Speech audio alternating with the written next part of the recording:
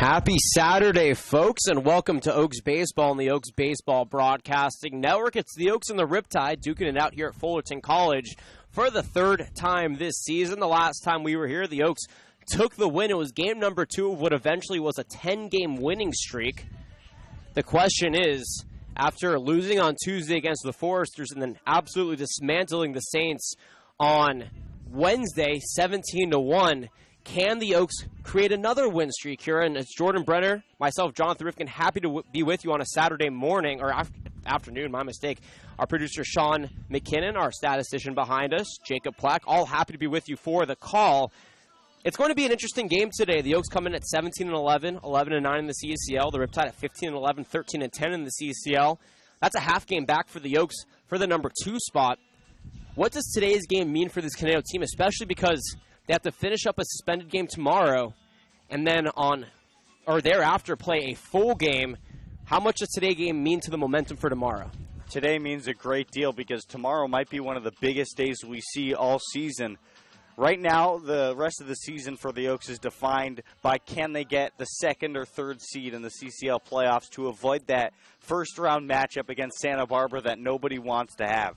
This is a huge game. Obviously, the Oaks are coming off of a 17-1 victory over the Saints, coming off before that a loss to Santa Barbara. Today is going to be important to see if they can build another one of those win streaks and stay on a roll, stay hot going into the playoffs, Jonathan. Staying hot is important. The Santa Barbara Foresters have officially locked up the number 1 seed in the CCL. Staying hot is important, Jordan. The Santa Barbara Foresters have officially locked up the number 1 seed in the CCL, and it's important because the next 3 teams contending, Healdsburg, Orange County, and Conejo, all don't want to face that incredible Santa Barbara Forester team in the first round of the playoffs, because if you do, for all intents and purposes, it may be a very short trip for you. The best that all these teams can hope is to get an upset in that first round or face them in the championship, because one game against Santa Barbara could mean the CCL title. But it all starts with today. These Oaks and these Riptide both coming off of a rough week. Again, the Oaks lost their 10-game winning streak against Santa Barbara on Tuesday, and the Riptide are coming off a home-and-home loss against the Foresters in what was actually a very good game, the first game at home, the first half of that home-and-home, where the Foresters and the Riptide were head-to-head up until the 7th inning, and all of a sudden, 17 runs for the Foresters in the 7th, 8th, and 9th inning, including 7 with 2 outs in the bottom of the 9th inning. The second game, it was not as close. The Riptide absolutely blew that when they gave 21 runs, and Luke Ritter, the big left-handed hitter for the Foresters, hit the cycle, the first cycle of the season in CCL play. So both these teams coming in to today with something to prove. And the Oaks last time out here at Fullerton College had a great game. Can they replicate that game with great pitching and high-powered offense, Jordan? Well, it's going to be tough, and here's why. Brandon Lewis isn't here today, and Brandon Lewis was a very big part of that win here against Orange County. He had 3 hits. He went 3 for 4 with 2 RBIs. Brandon Lewis has been that one guy who really hasn't slumped since the very beginning of the season. Even Chase Cockrell has gone through his up and downs, but Brandon Lewis has been that guy every day to drive in runners in big spots, hit the long ball as well. The Oaks are going to miss him today, and somebody's going to have to step up, whether it be McFarland, who's hot, Chase Cockrell, Bart West. One of these players has to have a very big, run-productive game today to ensure an Oaks victory. On for the Oaks will be Dylan Francis, and I want to talk about him a little bit here, Jordan. Last Sunday against the Barons in that first game, he struggled a little bit as far as the ace goes for the Conejo Oaks. 5 2/3 innings pitched. He gave up 6 hits, which was a season high. He gave up 4 runs, which was a season high. He walked 1, but he still had 8 big strikeouts. Obviously, the runs to strikeout differential, not as staggering as we're used to. How does he keep the offense for the Riptide at bay and still rack up the strikeouts? Well, the problem last week for Dylan Francis was that out pitch. He was getting consistently ahead of hitters to 2 strikes, but that out pitch wasn't there. And to build off of that, he also wasn't very good with 2 outs in the inning. He would consistently get to 2 outs and then give up hits that would extend the innings and put further stress on him to perform in big spots. I think the key today is to hone in that out pitch early in the inning or early in the game and make sure to finish off innings when you get to 2 outs, because that third out is always harder to get. Well, we're going to take a break.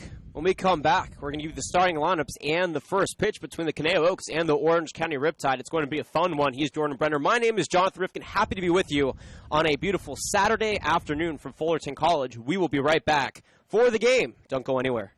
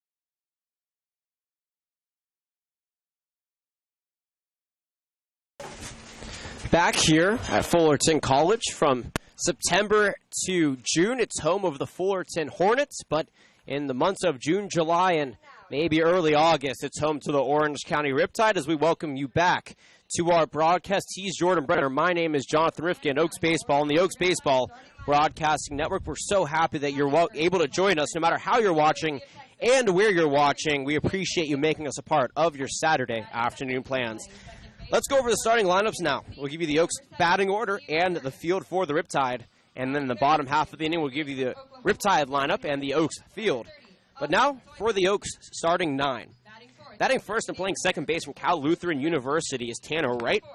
Elijah Alexander's in the number 2 spot out in center field from the University of Texas Rio Grande Valley. Jordan McFarland DHing today's game from Arkansas is in the 3rd spot. Chase Cockrell is cleaning up for the Oaks, playing third base. His inaugural day at third base for the Oaks this season from Ole Miss. Now Bart West behind him in the 5th spot, playing first base from USC. The Valparaiso Crusader, Sam Shakin, is playing short and batting 6th. Tyler Ryan, the University of the Pacific Tiger, is in left field batting 7th. Behind him, Michael Spears out in right field from Ole Miss. And to round out the Oaks order behind the dish and headed to Sonoma State in the fall by way of Pierce Junior College is Oaks catcher Bryce Vitt. On the mound for them will be Dylan Francis out of Cal Poly Pomona. But first, the Orange County field. Thomas Delgadillo is in right, Luke Bandy in center, Matthew Cooper in left. Mason Hibbler at first, Steve Curry at second, Paul Gomez at short, Austin Soika at third. Behind the dish is Jake Ortega. And on the mound is the CSUN product, Cassius Ham. On the season, 4.8 ERA and 15 innings pitched. He is 0-1, I should say. We'll see here if the Oaks can get to him early. Here comes the first pitch. Tanner Wright, the Cal Lutheran product, steps in here. Ham on the mound offers the first pitch. Fastball inside, called strike. First pitch time, 4:34. Temperature, 89 degrees. Wind blowing at 10 miles an hour towards center field. And partly cloudy skies. Right, fouls that one off. Strike 2 to the speedy second baseman. The Oaks are in their baby blues today with white letters on the front outlined by navy blue and navy blue numbers on the back with gray pants. Ham offers, though, too. Fouled back, out of play, 0-2 remains the count. The Riptide have blue jerseys with white sleeves, orange numbers on the front, orange letters, or excuse me, actually white letters on the front outlined by orange, and white numbers on the back. Wright takes a slider outside, 1 ball and 2 strikes.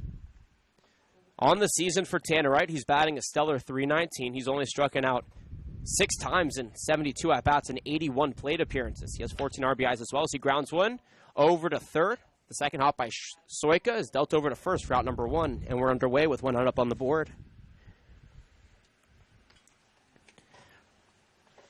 The Riptide and the Oaks have played very close games. The Riptide took game number 1 of the season against the Oaks, and the Oaks actually tied it up thereafter. Bottom of the 9th inning, the Oaks were down 8-4. They put up 4 big runs.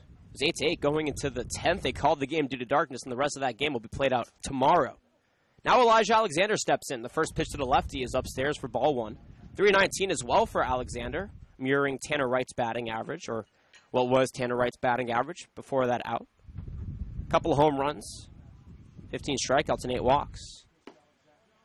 1-0 becomes 2-0 to Elijah Alexander. Started off his college career at Ventura College. Only went 1 year, and our friends at Baseball Census told us that if he stayed for another season, he probably could have gotten drafted. 2-0. Skied to right center field. Delgadillo on the move, back towards the warning track, and he makes a catch for out number 2. It's a good swing from Alexander there. He got the barrel of the baseball nicely. He said to reach a little bit too much to that fastball in the outer half of the plate. He couldn't quite get home run distance on that one. Feel free to chat with us at Caneo_Oaks on YouTube, or excuse me, on Twitter, or chat with us in the YouTube live chat. Friend or foe, questions, comments, concerns. You have a shout out, you have a stat you want us to know. We'd love to hear what our viewers have to say. Jordan McFarland now will step into the right-handed batter's box momentarily from Arkansas. He had a grand slam in his last game. The man behind him, Chase Cockrell, thereafter hit a solo shot. The Oaks went back-to-back. McFarland rated the number 6 prospect in the CCL according to the new release.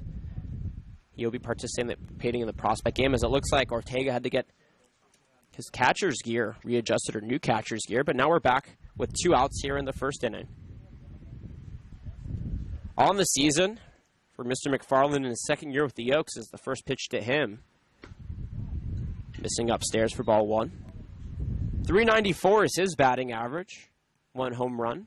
10 RBIs and only 33 at-bats. That just shows how productive he is. Takes a fastball at the knees to even the count. The fact that he was with Arkansas playing in the College World Series, he had 1 day off and joined the Oaks, speaks volumes, and the production he has shown in the 2 weeks with the team as he takes a strike on the inside corner is absolutely phenomenal. And we finally saw him break through with that first home run, that big grand slam salami. Takes a fastball outside to even the count, and he was a triple off of the cycle. In that game, he was facing against Jackson Bond, who was throwing knuckleballs, and he couldn't pick up on one. Slices one foul towards the Oaks dugout. Oaks manager, Dave Sleaze, tried barehanding it, but we'll give him an error on that one. The count remains 2-2.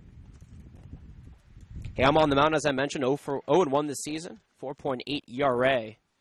He's looking to decrease that a little bit as the curveball goes over McFarland's head to even, or actually bring the count full. But McFarland has been a workhorse. He batted just under 300 as the first man off the bench for Arkansas this past season, and will look for more consistent time in the fall. Payoff pitch. Popped up. Out of play, though. Haber does look at it, but it goes out of play. Count remains full. But McFarland, no matter what, is going to be a big contributor. He already was a big contributor for the, as they were deemed, Omahogs, who were a fly ball and foul territory away from locking up the College World Series against the Oregon State Beavers, but after an error by their first baseman, Oregon State came roaring back and ended up winning. Payoff pitch 2.0, slapped up the middle into center field. And McFarland is on with what he does best, 2-out base knocks. The Oaks keep the inning alive. What an unbelievable at-bat for McFarland, fouling off a number of pitches that weren't right for him. He finally got that elevated fastball. He was ready for it, and he did not miss it.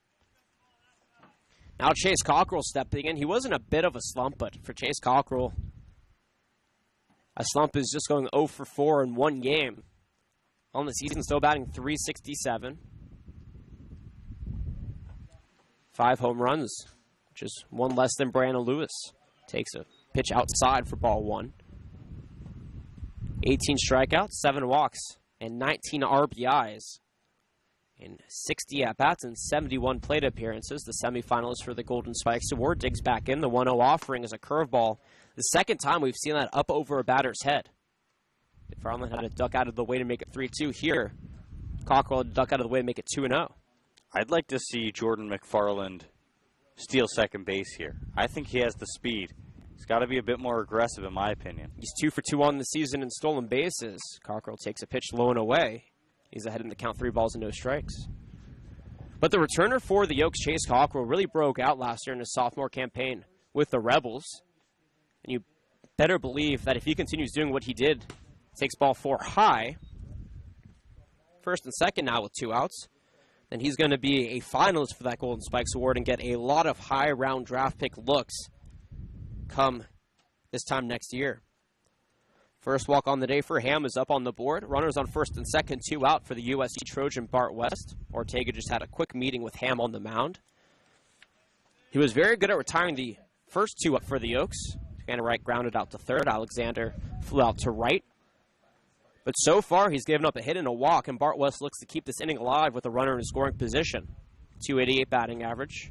First pitch, called a strike at the knees. And Jonathan, in the last game against the Saints, Bart West had a similar situation where he had multiple runners on and 2 outs, and he delivered with a double to right field. Ham toes the rubber.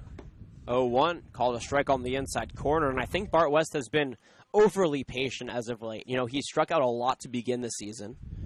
He then went on a tear hitting the ball. But then he stopped swinging good pitches like that. That was a strike over the heart of the plate, belt high. 0-2 pitch. Up and away. Puts a ball up on the board. 1-2 now here to West. Parents live out in Singapore. Came to the States 2 years ago after playing his high school ball out in Singapore. Ham checks third at second and offers the 1-2. Cracked down the third, but it goes foul. Towing that line, but couldn't find fair territory. The count remains 1 ball, 2 strikes. But West has a lot of potential. And we were talking about how we think that the reason he wasn't selected to the prospect game is because of his lack of play at USC. He only played 3 games after, or before getting injured, I should say. Had to medically redshirt the rest.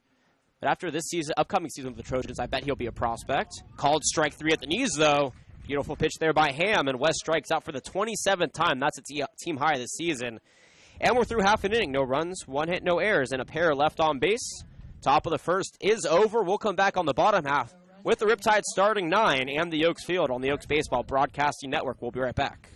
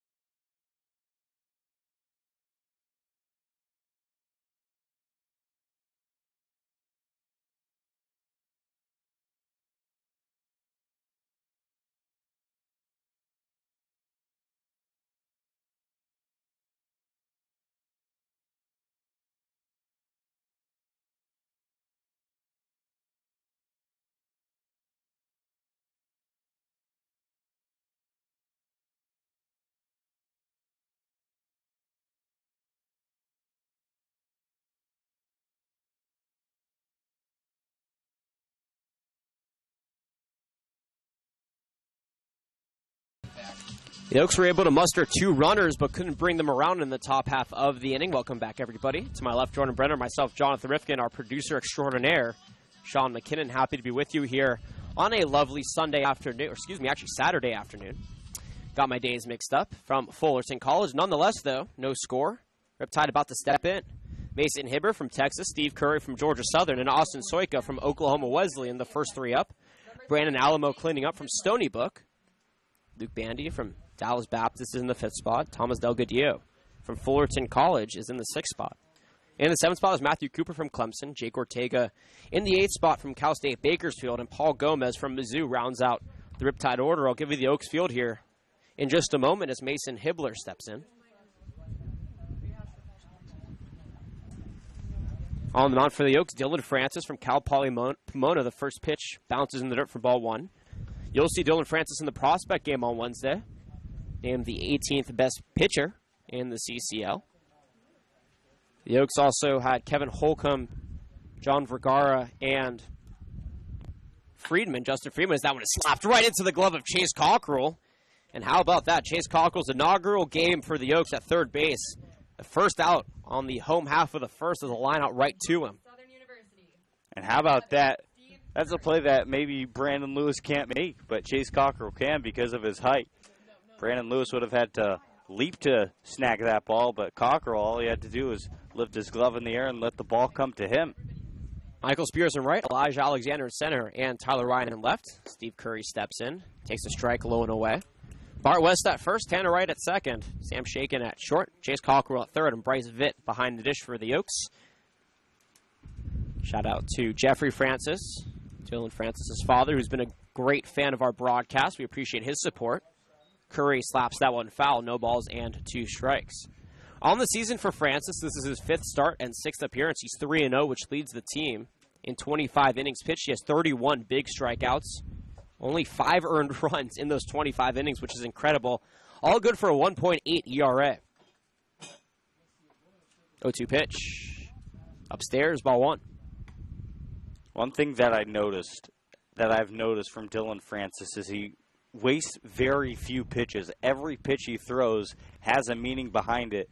That fastball high could set up an off-speed pitch down low. From the belt, the 1-2. Drops low. 2 balls and 2 strikes. Man, Justin Friedman was the final Oaks pitching prospect. Dylan Francis, though, will actually get an opportunity to pitch. The other Oaks were named to showcase their skills, but not to participate in the actual game. 2-2 pitch. Swan and miss. Strike 3. It bounced, so then it'll make the 2-3 put out, and out number 2 is up on the board. Francis tallies his first strike out of the game. Stepping up to the plate from Oklahoma Wesleyan University. Nasty pitch from Dylan Francis. He threw two two-strike fastballs, and then when Curry least expected it, he dropped the hammer on the dirt and got the strikeout. The biggest question here for the Riptide is how do you hit Dylan Francis? He's so good at keeping batters off balance. He changes up the speed of his pitches. Austin Soika steps in. First pitch, slap foul for strike 1 from Oklahoma Wesleyan. And yes, the Barons were able to get to him with 4 earned runs last Sunday, but he only had 1 earned run prior to that game in 3 other starts. So you have to think that that game was probably an anomaly to his season. Definitely deemed the Oaks ace. Comes set, offers the 0-1. Right over to second. Sliding and making the catch is Tanner Wright, and the first inning is over. The Riptide go down quietly. No runs, no hits, no errors, nobody left on base. No score here from Fullerton College. We're through 1. Top of the second when we come back. The Oaks have Sam Shakin, Tyler Ryan, and Michael Spears on the other side of the break. You're watching Oaks Baseball on the Oaks Baseball Broadcasting Network. We'll be right back.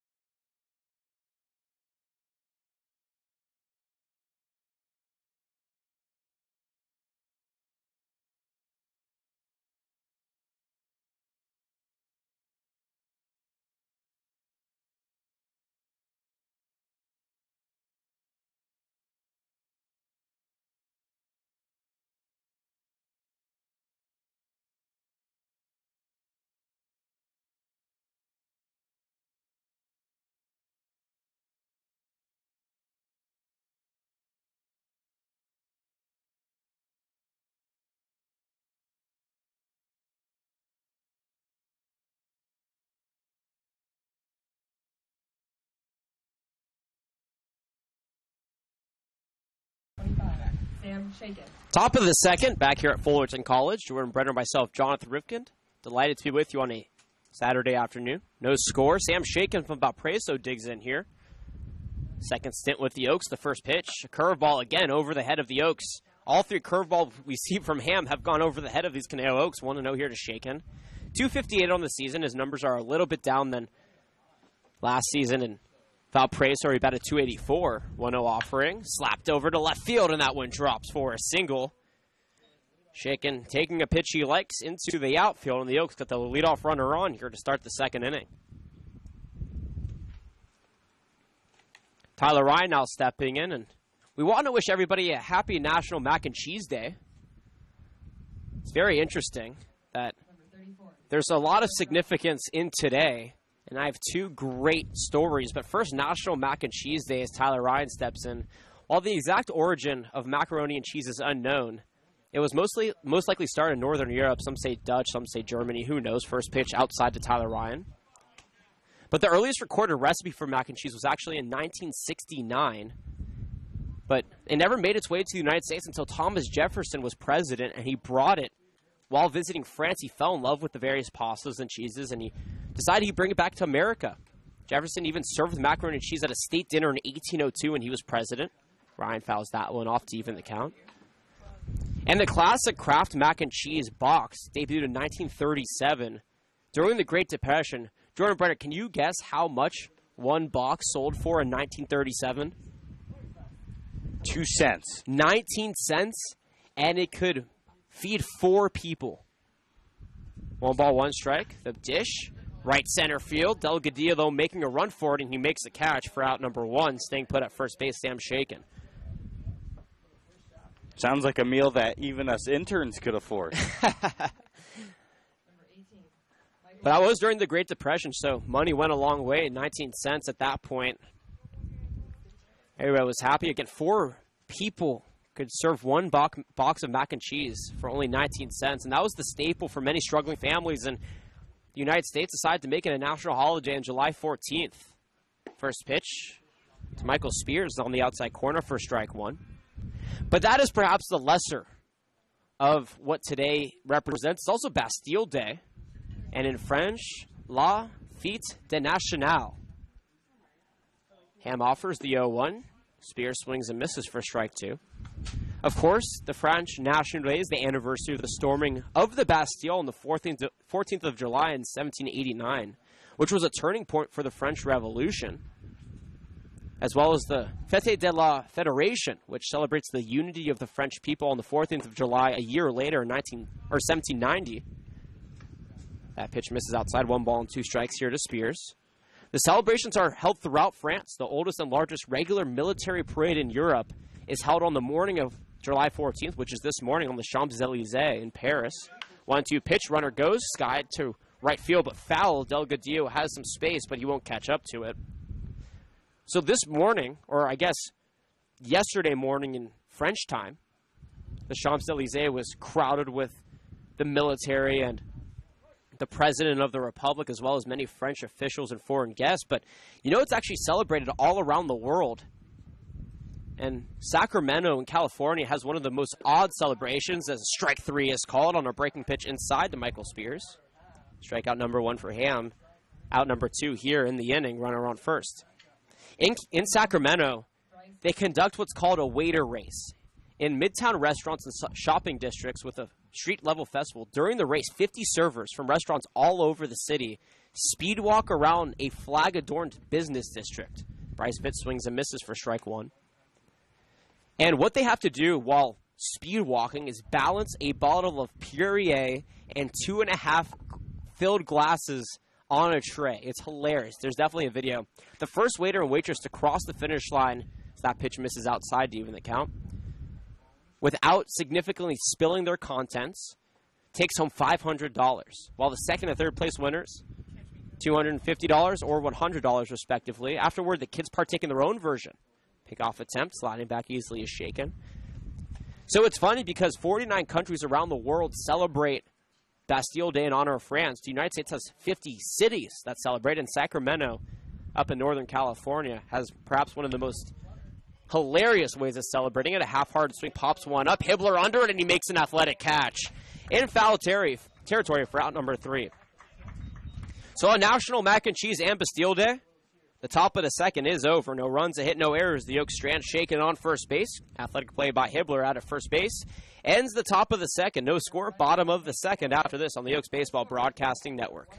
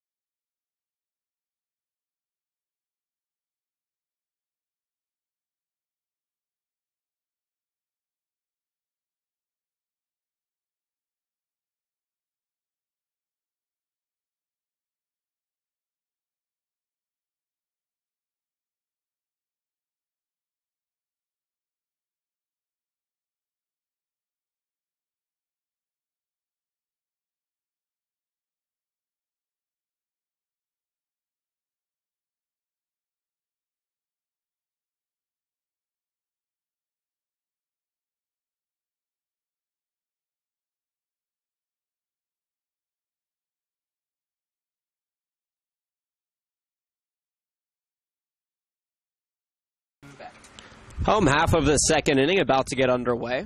Brandon Alamo, Luke Bandy, and Thomas Delgadillo, the 3 due up here for the Riptide. But first, folks, the Oaks are having a raffle on July 24th. They're giving away a Mike Trout autographed bat, a Mike Trout autographed baseball, Albert Pujols autographed baseball, Mike Scioscia autographed baseball, Caneo Oaks merchandise, and 2 $25 Visa gift cards, $5 per ticket, $20 for 5. Email us at info@oaksbaseball.org for inquiries. Win or not need to be present. In the 6th inning, I'll give a trivia question that will be available for the remainder of the game. If you participate and get it right, we'll select one of our participants to win a free raffle ticket. Stay tuned for that in the 7th inning. My mistake. Brandon Alamo steps in from Stony Brook. Dylan Francis back on the mound. No score. The Oaks have stranded 3 runners so far. Got Sam shaken off, or on, to lead off in the 2nd inning, but couldn't advance him anywhere past first base. First pitch bounces into the dirt, off the glove of Vitten, out of play. Ball 1 to Alamo. Big spot here. The first team to score and garner some momentum may be the team that wins this game, because this could be a pitching duel. Looks like there's a disruption out in center field. Indeed, a ball found its way over there, and Elijah Alexander tosses it back. That ball makes its way over to the Oaks dugout. And now we're ready for the 1-0 count here to Brandon Alamo. Wind picking up towards left center. It shifted 15 miles an hour instead of 10 when the game started. 1-0 pitch. Skied to left field. On the move is Ryan, but that goes way foul for strike 1. The Oaks coming off a 17-1 win on Wednesday against the Arroyo Seco Saints. That's the largest margin of victory in a CCL game this season by any CCL standards. Not the most runs put up in a game, but it's the largest margin of victory. 1-1 hits the knee of Francis. His glove comes off. Right fields it over to first. The back pick by West, and we hope Dylan Francis is okay. That looked like may have stung a little bit, but he's walking it off as Solis is going to come out and get some assurance with 1 out up on the board. Great heads-up play, though, by Tanner Wright to find where that ball was going to ricochet and make the play. How about the defense for the Oaks in this early contest? Chase Cockrell at third base making that nice snag on the line drive, and Tanner Wright has made a couple of very nice plays as well at second base. It's always a huge deal when your defense is there to support the starting pitcher, and that's exactly what Dylan Francis has today. Francis is okay. The Oaks don't have their trainers with them, Yosh, elsewhere today, but 1 out up on the board for Luke Bandy. First pitch, a strike on the outside corner. Big shout out to the Simonsgard family, Jeff and Julie. We appreciate your support. And yeah, that mac and cheese has really gotten me in the mood for some.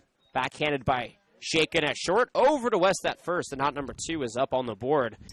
Sam Shaken's fielding after he had an error on Tuesday against the Foresters has been absolutely flawless. I'll tell you what, Jonathan, if we win today, I'll treat you to some mac and cheese at my house sometime this week. You know, they ask me if I can cook, and I say absolutely, mac and cheese. I'm really good at warming it up in the microwave, I'll tell you that much. I got the exact time on the microwave figured out. Thomas Delgadillo steps in and skies one foul for strike one. Plays his college ball right here at Fullerton College, home of the Hornets. Mini Wrigley is what we like to call it, with the ivy out there in center field, though I wouldn't say it's as well kept as that Wrigley Field. Nonetheless, it has that Wrigley Field feel to it. 0-1 pitch. Another one skied back out of play. No balls and 2 strikes here to Delgadillo.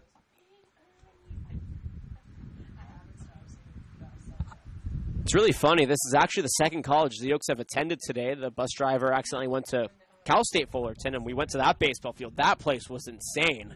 And all the players were like, wait, did the Riptide move to Cal State Fullerton? 0-2 pitch. Out and away. Ball 1. But Fullerton College, they have their own little Wrigley here, so I don't think there's that much complaining going on out there. And talk about a hitter's park. That 12-mile-an-hour wind blowing out to dead center. You know, these guys are very happy at the plate to try and utilize that wind to their advantage. Francis offers the 1-2. Delgadillo makes contact, but it goes back against the screen. Shout out to Sean Meadow, always a big Oaks supporter. As well as, of course, the Francis family and the Appleby family, Lee and Victoria. And all of our Oaks viewers, the West family, everybody who tunes in, we value and appreciate your support. 1 ball, 2 strikes, 2 away. Francis deals. Fouled right off the plate. Delgadillo went digging for that one, but he's alive. No runs, 2 hits for the Oaks. They've left 3 on base so far. No runs, no hits for the Riptide. They have yet to reach base. No errors on either side. And Jonathan, as Dylan Francis continues to develop as a young pitcher and is able to get more movement on that changeup, he's just going to get to a level where he's almost unhittable, at least at this level. If he's able to get just slightly more drop to that changeup, I would argue he would be a top 5 pitcher in the California Collegiate League. There's certainly a case for it, and I think that the reason the CCL may have overlooked him a little bit is because he does play at a Division II university, which I don't think should matter. 1-2 pitch, another one out of play. About to be in our 5th pitch, or actually 6th pitch to be that bad. But, you know, Dylan Francis has above and beyond talent. And I think the CCL undervalues him just because he goes to Pomona, and I don't think that's fair, but at the end of the day, we're not the ones making the decision. From the belt, the 1-2. Slapped in the right center field, and that one drops. Delgadillo fends off some tough pitches. He's going to leg it out to second. The throw is not in time, and Delgadillo legs out a double on a 1-2 pitch after fighting off some tough ones. And the Riptide extend the inning. They have a runner in scoring position for Matthew Cooper from Clemson. Even if you're an Oak supporter, you have to appreciate the hustle play by Delgadillo there. You love to see that fire in the game of baseball. It's what makes this game so great. These two teams currently in playoff spots. The Oaks half a game back, though, of the Riptide. So these 3 results today, the suspended game that will be played out tomorrow and the second full game, are going to mean a lot to both these teams. Cooper digs in here. Francis checks the runner and offers the first pitch. Fouled back. Strike 1.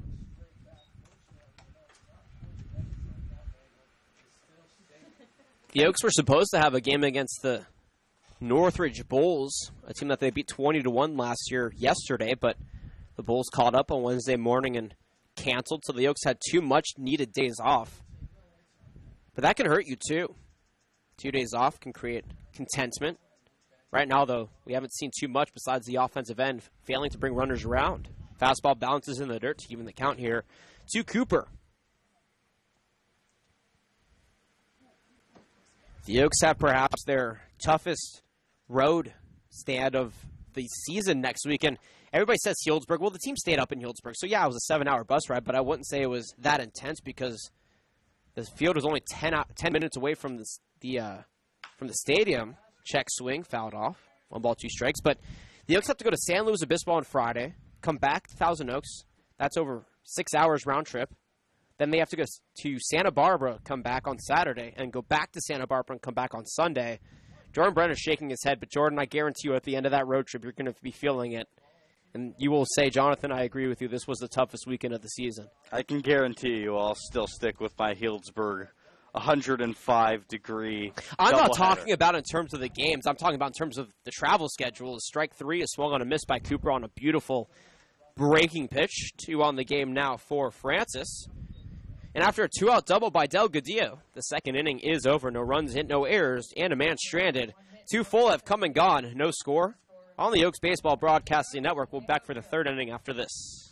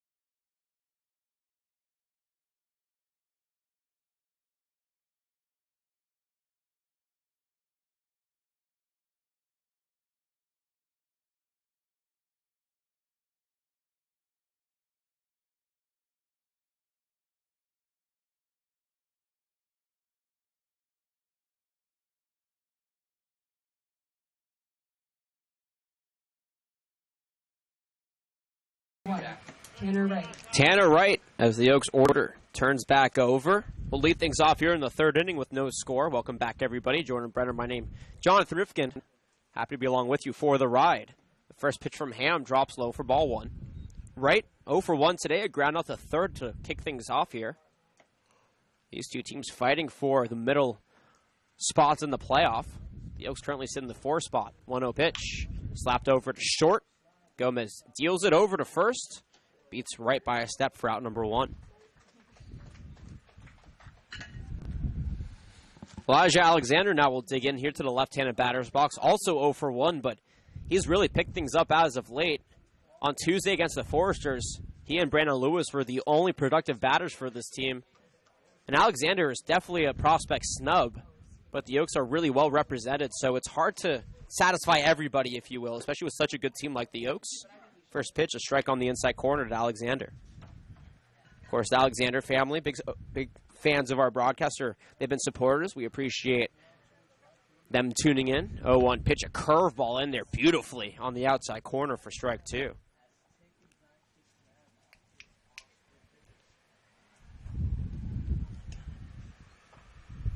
Here comes the 0-2. Shallow left field, popped up, but making a very athletic catch down the left field line is Austin Soika for out number 2. We've seen Hibber and Soika both make phenomenal plays on the corners of the infield.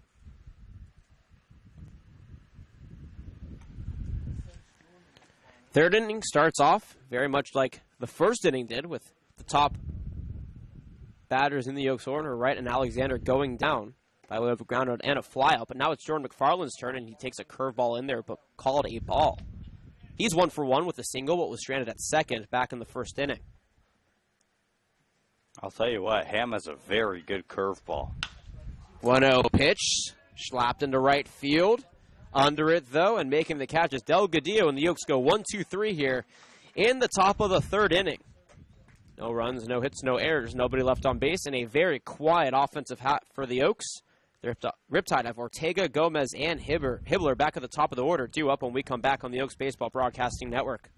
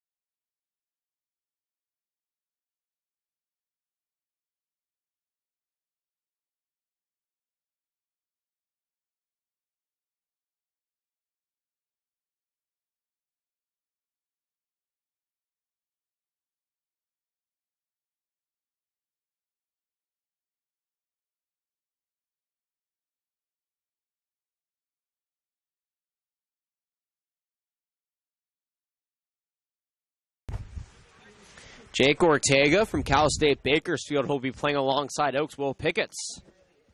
Digs in here, catching in today's game. No scores. Dylan Francis takes back the mound. Dillon so far has given up 1 hit, has 2 strikeouts. No walks, no runs to his day so far, as he offers the first pitch to the lefty inside, but called a strike. We've been talking a lot about July 14th, Mac and Cheese Day, Bastille Day. And France has a lot to look forward to. They have Bastille Day, their National Freedom Day today, and then if France wins the World Cup tomorrow, they'll have something else to celebrate. That pitch misses low and inside, ball 1, and everybody expects France to beat Croatia tomorrow morning. And it's going to be interesting if they do. I'm sure that everybody will be very beat on Monday because they'll have 2 days of crazy partying in Paris, as that one is slapped down the third baseline but foul. 1 ball, 2 strikes, now to Ortega. That'll be pretty cool to see the streets of Paris flooded if France wins the World Cup. I don't know if it's an if. I know Croatia had a 3% chance of getting to where they are, but France just has way too much talent. I would bet they win 3-0. There's a reason you play the game, Jonathan. 1-2 pitch. Popped up. Shallow right field. Tanner Wright out of second, backpedaling and makes the catch for out number 1. Ortega is retired. And Paul Gomez in the 9th spot will step in. From the University of Missouri, number 2, Paul Gomez. Calls the University of Missouri his home. And they actually just opened up a brand new softball stadium last season, and it's state-of-the-art, perhaps the number 2 softball stadium behind Oregon's Jane Sanders Stadium. And that is not a bias. You put $18 million into a stadium, and that's what happens. First pitch.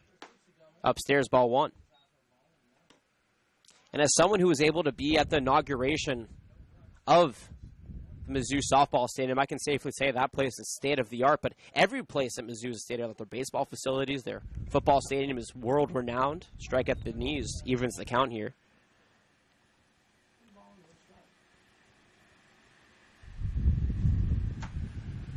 I was talking about Mizzou, of course, where Paul Gomez calls home as he digs back in. 1-1 here from Francis. That one's hit into foul territory. West gave up on it at a first, and so did Spears at a right. Strike number 2 is on the board. But you talk about diamond sports nowadays at the collegiate level. Even if you're not a phenomenal program, most Division I schools, at least at a competitive level, have something to show for it because they take pride in their facilities. 1 ball, 2 strikes, the offering.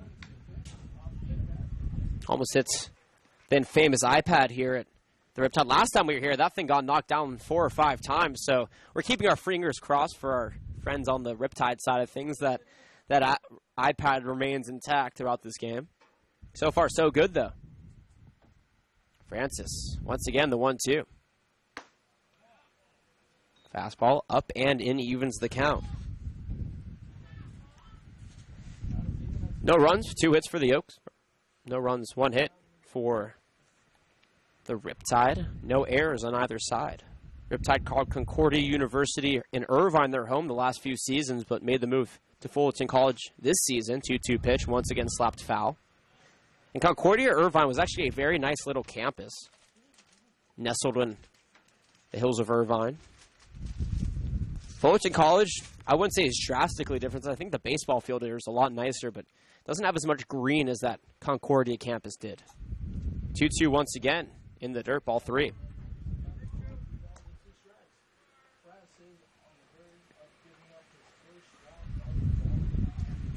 Francis, who seldom walks batters, faces his first full count here today. Taking his time, trying to control that bat from the stretch, offers the payoff pitch. Half-hearted swing. Tanner Wright running in at a second, and he makes the grab for out number 2. 2 pop-outs to second base. Puts 2 outs up on the board as the Riptide order turns over. Max Hibbler digs in. He's 0 for 1. Tanner Wright's been busy at second base today, making a number of plays early in this ball game. And nobody else, though, would rather be occupying second base right now, no matter how good Will Pickett's is over there. 5 of the 9 batters have gotten out in some way to Tanner Wright at second base, whether it be a groundout or a flyout.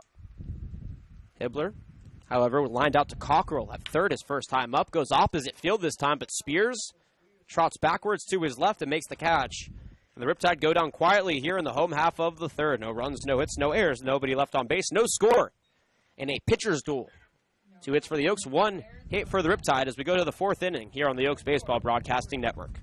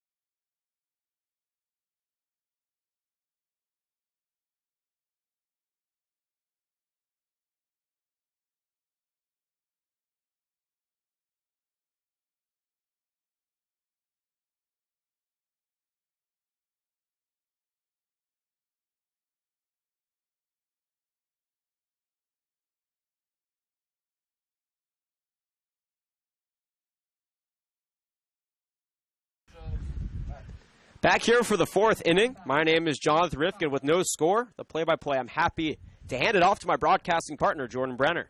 Super job today so far, Jonathan. We look forward to hearing you in the 7th, 8th, and 9th innings.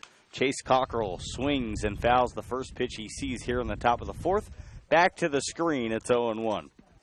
Cockrell, no official at-bats today, but he did walk in his first plate appearance. Was stranded on the Bart West looking strikeout back in the first. The 0-1 toss on its way. A big curveball stays high. 1 ball, 1 strike. Tell you what, Cockrell was very lucky that that curveball missed. That had a nasty 12-6 break to it, but just couldn't find the zone. 1-1 is away. 2 balls and a strike. Cockrell in the season, 367 average, and on base at 465. And he's mashed himself 5 home runs. 2-1 foul back, and the count even at 2.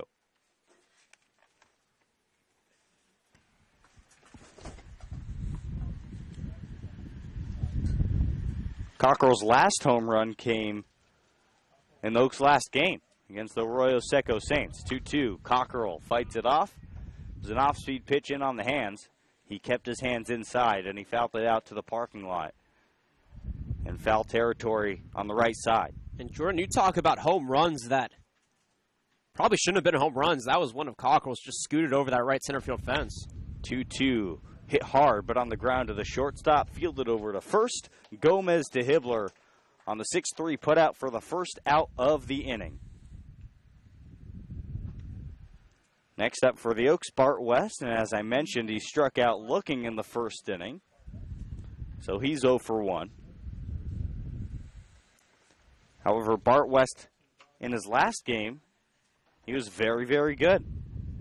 He went 2 for 5 with an RBI double, a base hit in the 9th, and he takes a first pitch off speed, curveball upstairs, 1-0. Next pitch is low to Bart West, 2 balls, no strikes. And Coach Solis has been finding a way to keep West's bat in the lineup, even with the emergence of Jordan McFarland. 2-0 is swung on and missed, and it's a hitter's count. 2 balls and 1 strike. Here's the pitch.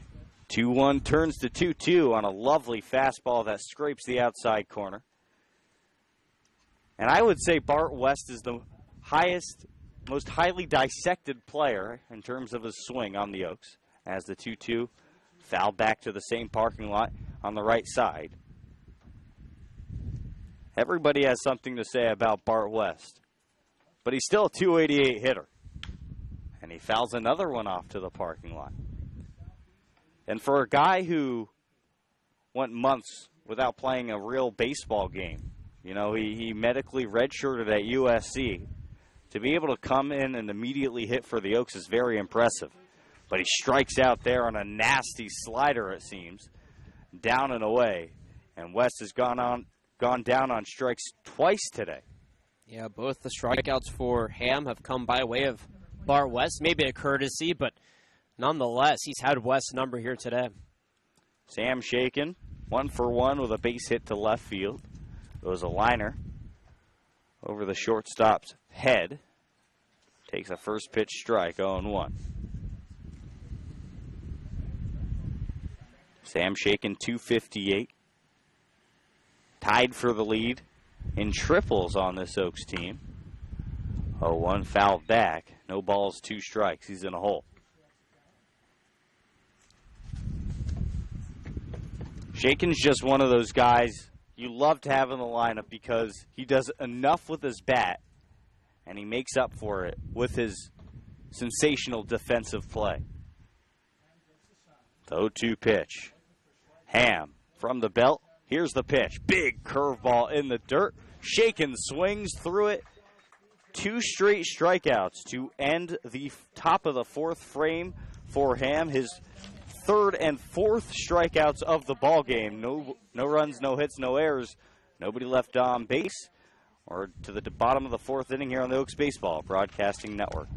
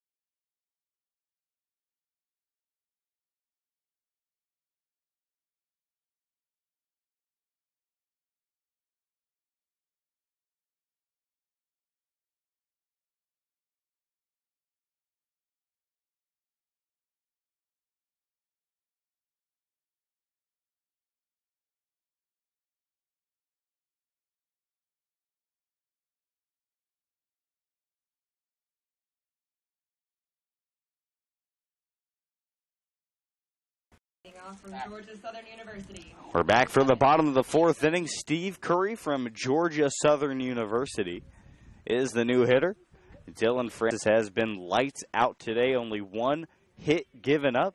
He struck out 2 batters as well. And he's just been pouring his fastballs, his off-speed pitches into the zone constantly. Curry is 0 for 1, a swinging strikeout. First pitch off speed taken at the knees for a called strike. And the last time the Oaks and the Riptide faced off, as the 0-1 pitch comes in low, 1-1. The last time they faced off here in Orange County, I should say, here at Fullerton College, it was a similar game, very low scoring. It was 1-1 after the 5th inning. 1-1 pitch, just a bit low, 2 balls and a strike. Of course, that game ended with an exclamation mark. Drew Sims, a big 3-run home run to put the Oaks on top 4-1. 2-1 is high, 3 balls and a strike, and Francis in danger of walking his first hitter of the day. I want to go back to the top half of the inning when the Oaks, for the 2nd straight inning, were retired 1-2-3. That hasn't happened to the Oaks in 2.5 weeks since their 5-0 loss to the Bucks. 3-1, banged out to center field. Alexander, what a grab! No, he dropped it. Around first, now at second. He's on his way to third. And Curry, a triple. Elijah Alexander about a centimeter away from a SportsCenter top 10 feature on that play. Wow. Elijah Alexander, we thought he had the nab. And by the way, Sean, I have to give you some credit on that camera work. That was awesome. But You know what? No, nothing taken away from Elijah Alexander. He runs their best routes. He's one of the fastest guys in the CCL, but there's almost nothing you can do with the wind carrying that ball. And a heads-up play by Steve Curry to leg that out to a triple. So runner on third, and all of a sudden, Dylan Francis in a pickle. Only his second hit given up. And now runner on third, nobody out. First pitch, a pop-up inside the infield. It looks to be carrying out of play, and it does. So Austin Soika now down 0-1. Soika, one of the representatives for the Riptide in the prospect game that will take place in the middle of next week. Soika's 0 for 1 today. A hard line out to Tanner Wright, who I forgot to mention was replaced by Will Picketts in this half inning. 0-1. And that one is smashed out of play to the right side into the parking lot. No balls and 2 strikes now.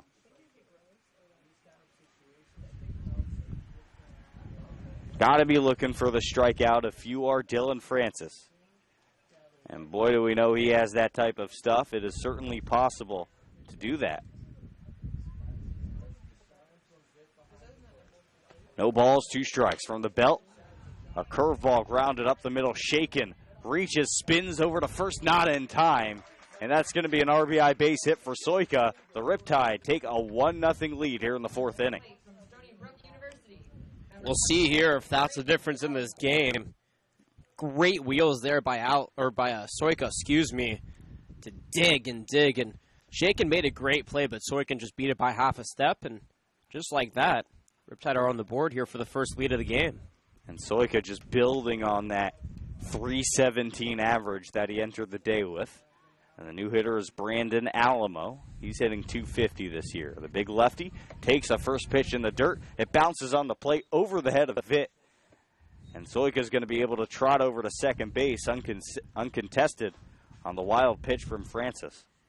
Dylan looks a little bit shaken out there. But it's funny because it's not necessarily his fault. Yes, he gets the earned run to his credit and gets the hits, but he's been pitching so well regardless, and it was just an unfortunate fact that Alexander couldn't corral that fly ball out in the center. The 1-0 toss outside, 2-0. And I'm sensing a mound visit from Coach Solis if this continues right here. Your sixth sense is tingling? Sure. I guess so. More like my whatever eyesight is, whatever scent that is. I'm just looking at him. 2-0 pitch. This time at the knees on the inside corner. Hit 2-1 is the count. A nice recovery pitch from Francis right there. It's the Riptide strike first. A run on 3 hits, no errors. The Oaks, no runs, 2 hits, no errors. They've been taken care of nicely by the Riptide pitching. 2-1 pitch. Fastball center cut. A high skyer into center field. Elijah Alexander, this time he's under it. Makes the catch. He's tagging from second base, and the throw is not in time. Soika advances on a heads-up play to third base.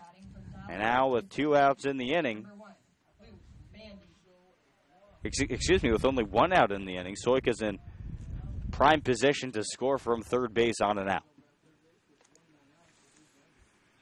Soika already showed off his wheels from home to first, beating out an infield grounder. And further showed off those wheels from second to third. Well done by the Riptide base runner. Luke Bandy, average at 254.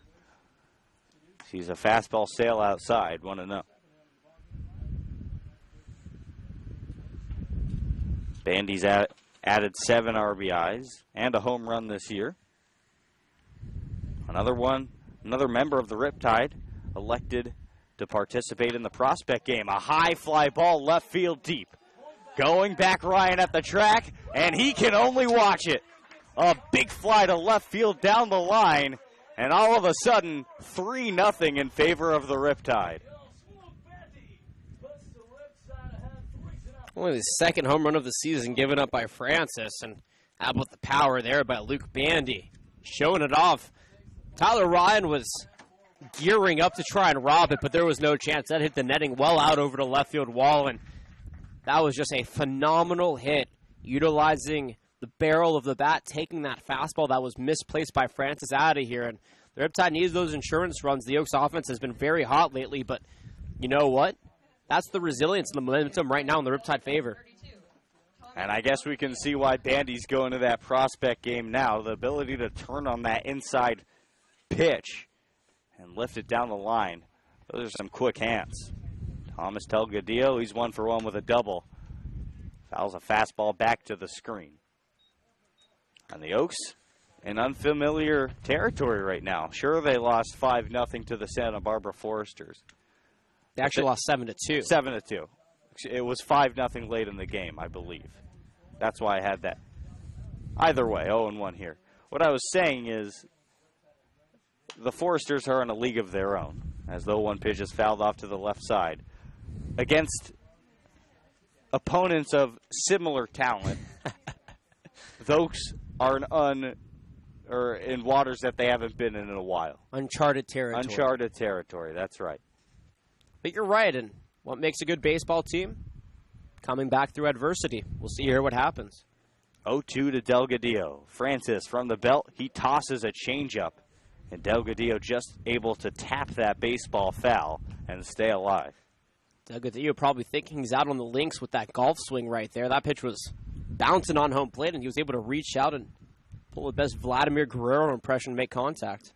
What type of golf swing are you sporting? I don't play golf, so honestly, at the end of the day, I probably don't know very much of what I'm talking about when it comes to golf. Well, I got out there for the first time in a while yesterday. 0-2 pitch. Fastball thrown right by him. A foul tip into the glove of Vitt. For Francis, that is his third strikeout and the second out of the inning. That's a good way to recover after the home run given up to Bandy, Jonathan.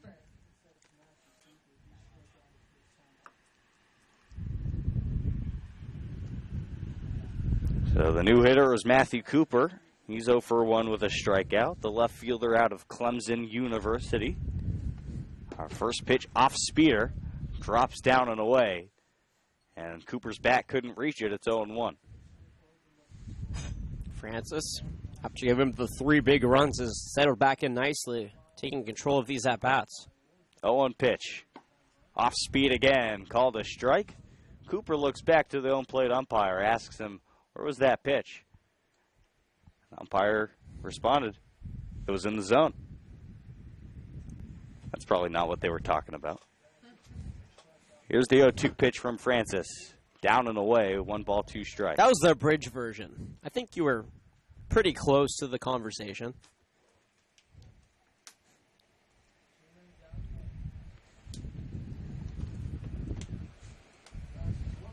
Off speed again, ground ball over to Shakeney Fields. Plenty of time over to first base. 2 west for the third and final out of the inning. Not before 3 runs on 3 hits, no errors, and nobody left aboard. The Riptide jump out to a 3-0 lead. We're on to the 5th inning on the Oaks Baseball Broadcasting Network.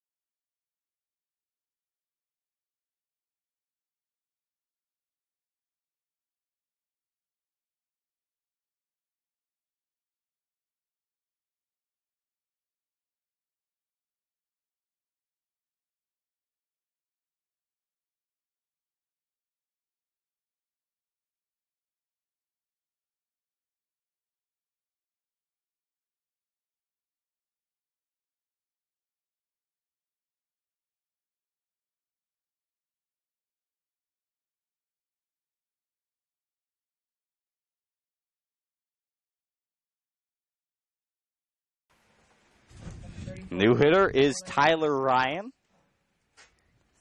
Tyler had a fly out to right field. His first time up back in the second inning. It was hit hard. Looked to be a gapper, but tailed into the glove of Delgadillo and right. First pitch off speed and called a ball. 1 ball, no strikes. Cassius Ham has been simply fantastic today. The 1-0 pitch, a fastball. Ryan was late on it.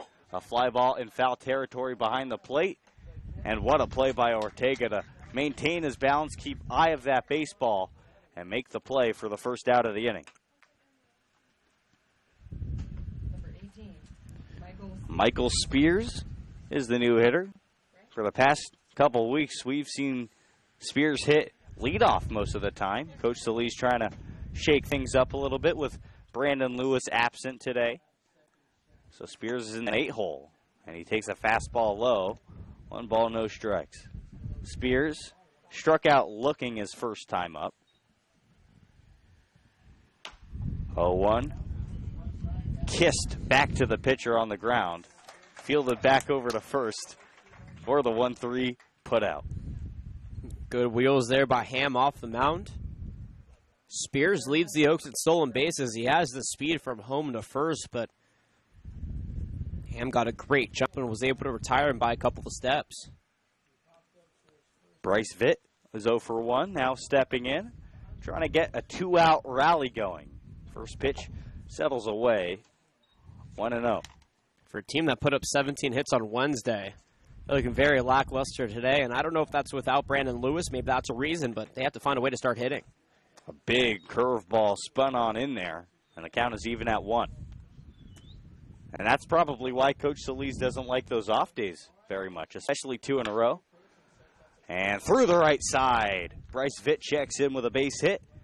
And the Oaks getting something together with 2 outs as Will Pickett comes in for his first plate appearance. Came into the game for Tanner Wright.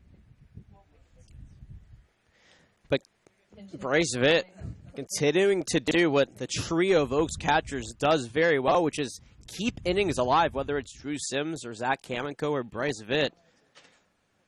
These 3 musketeers behind the dish for the Oaks have been very effective all season long. Well, Pickett has been quite hot of late, but he takes a fastball on the outside corner, 0-1. We're not sure the reason why Solis switched right with Pickett. Maybe it's to try and get somebody who's been hitting very well as of late to continue that. Yeah, Will Pickett was hitting under 100 about a week ago. He's all the way up to 240 now on a hard ground ball. Over to Soika. He fields over to second base. Curry covering second makes the play for the final out of the inning, or of the half inning. No runs, a hit, no errors, and 1 runner left aboard. We're through 4.5, 3-0 in favor of the Riptide here on the Oaks Baseball Broadcasting Network.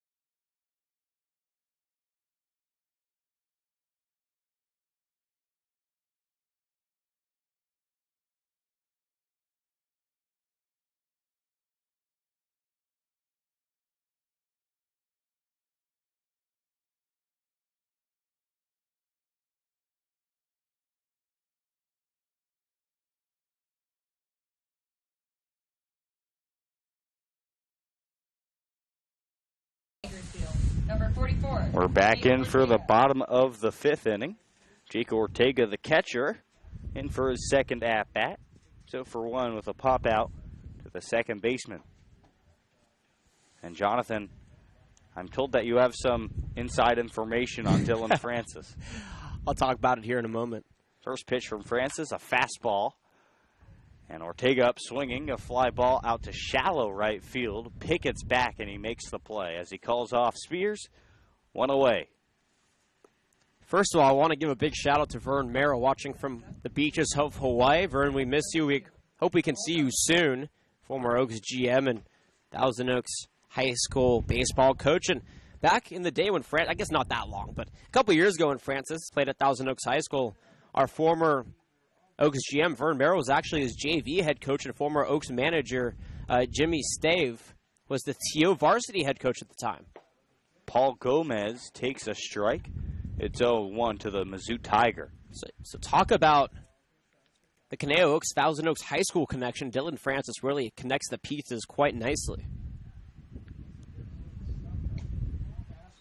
0-1 misses down and away. 1 ball and 1 strike. Of course, his father, Jeffrey Francis, a basketball coach at Thousand Oaks High School.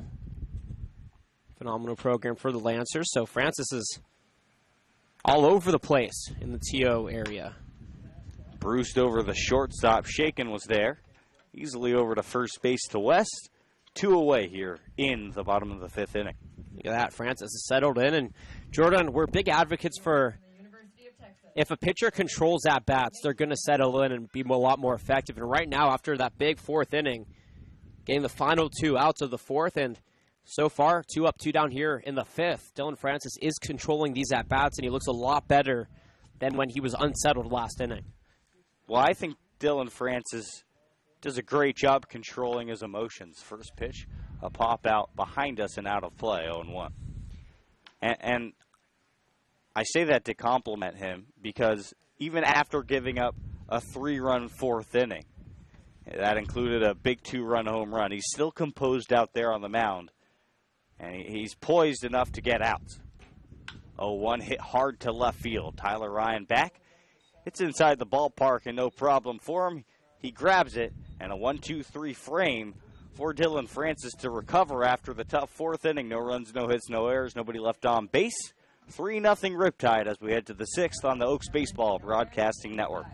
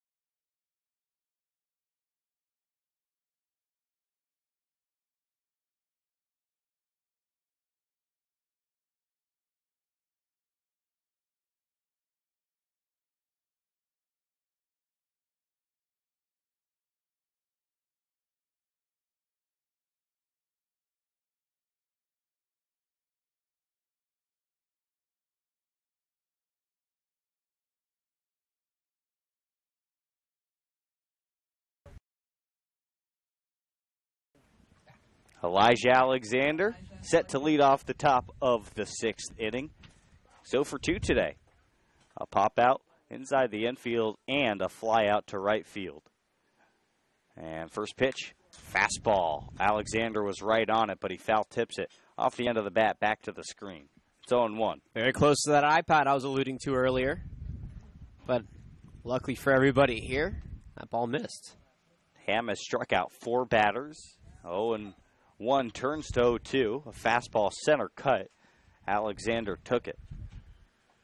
And he might be on his way to his 5th strikeout if he could continue this dominance on the mound. A big curveball stays high. 1 ball, 2 strikes.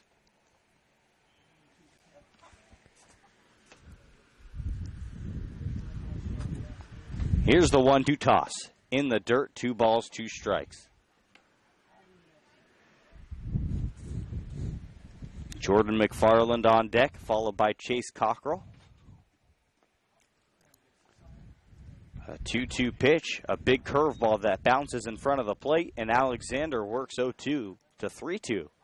And he's in position to strike here on the full count pitch. Ham gets his sign and sends the full count pitch, lined into left center field. Will it drop? Yes, it will. Alexander's first hit of the ball game. And for the Oaks, only their 4th hit of the day. Number 37, Jordan McFarland. Nice hit there from Alexander. He's been very good at waiting on pitches. He did take that one more opposite, if you will, than the normal pull that we see, but utilizing his talents well, the 5-tool talent that he has, and knocking one on here for the Oaks to get the leadoff runner on. New hitter Jordan McFarland, nobody out and 1 on. First pitch to McFarland, fouled out of play to the right side. Fullerton Colleges has hosted a number of very famous people, and the alumni network includes Gwen Stefani. Just came out with a new song. Did she? Don't ask me how I know. 0-1, taken for a strike. McFarland disagrees, turns his head, walks back to the dugout. But it is 0-2. Another famous alumni from Fullerton College was actually Pat Nixon, former First Lady and wife to Richard Nixon. A snap throw back to first base. Alexander just back in time at first base. That ball also missed a little bit outside, 1-2. I don't know if that's a good call over there at first, Jordan. I think Alexander, unless he beat the tag on the other side where we couldn't see it, I think he was out. It's hard to tell from here. But going back to Pat Nixon, of course. Well, first a 1-2 grounder through the left side for a base hit. McFarland now 2 for 3 with 2 singles and 2 on with nobody out for the big hitter, Chase Cockrell.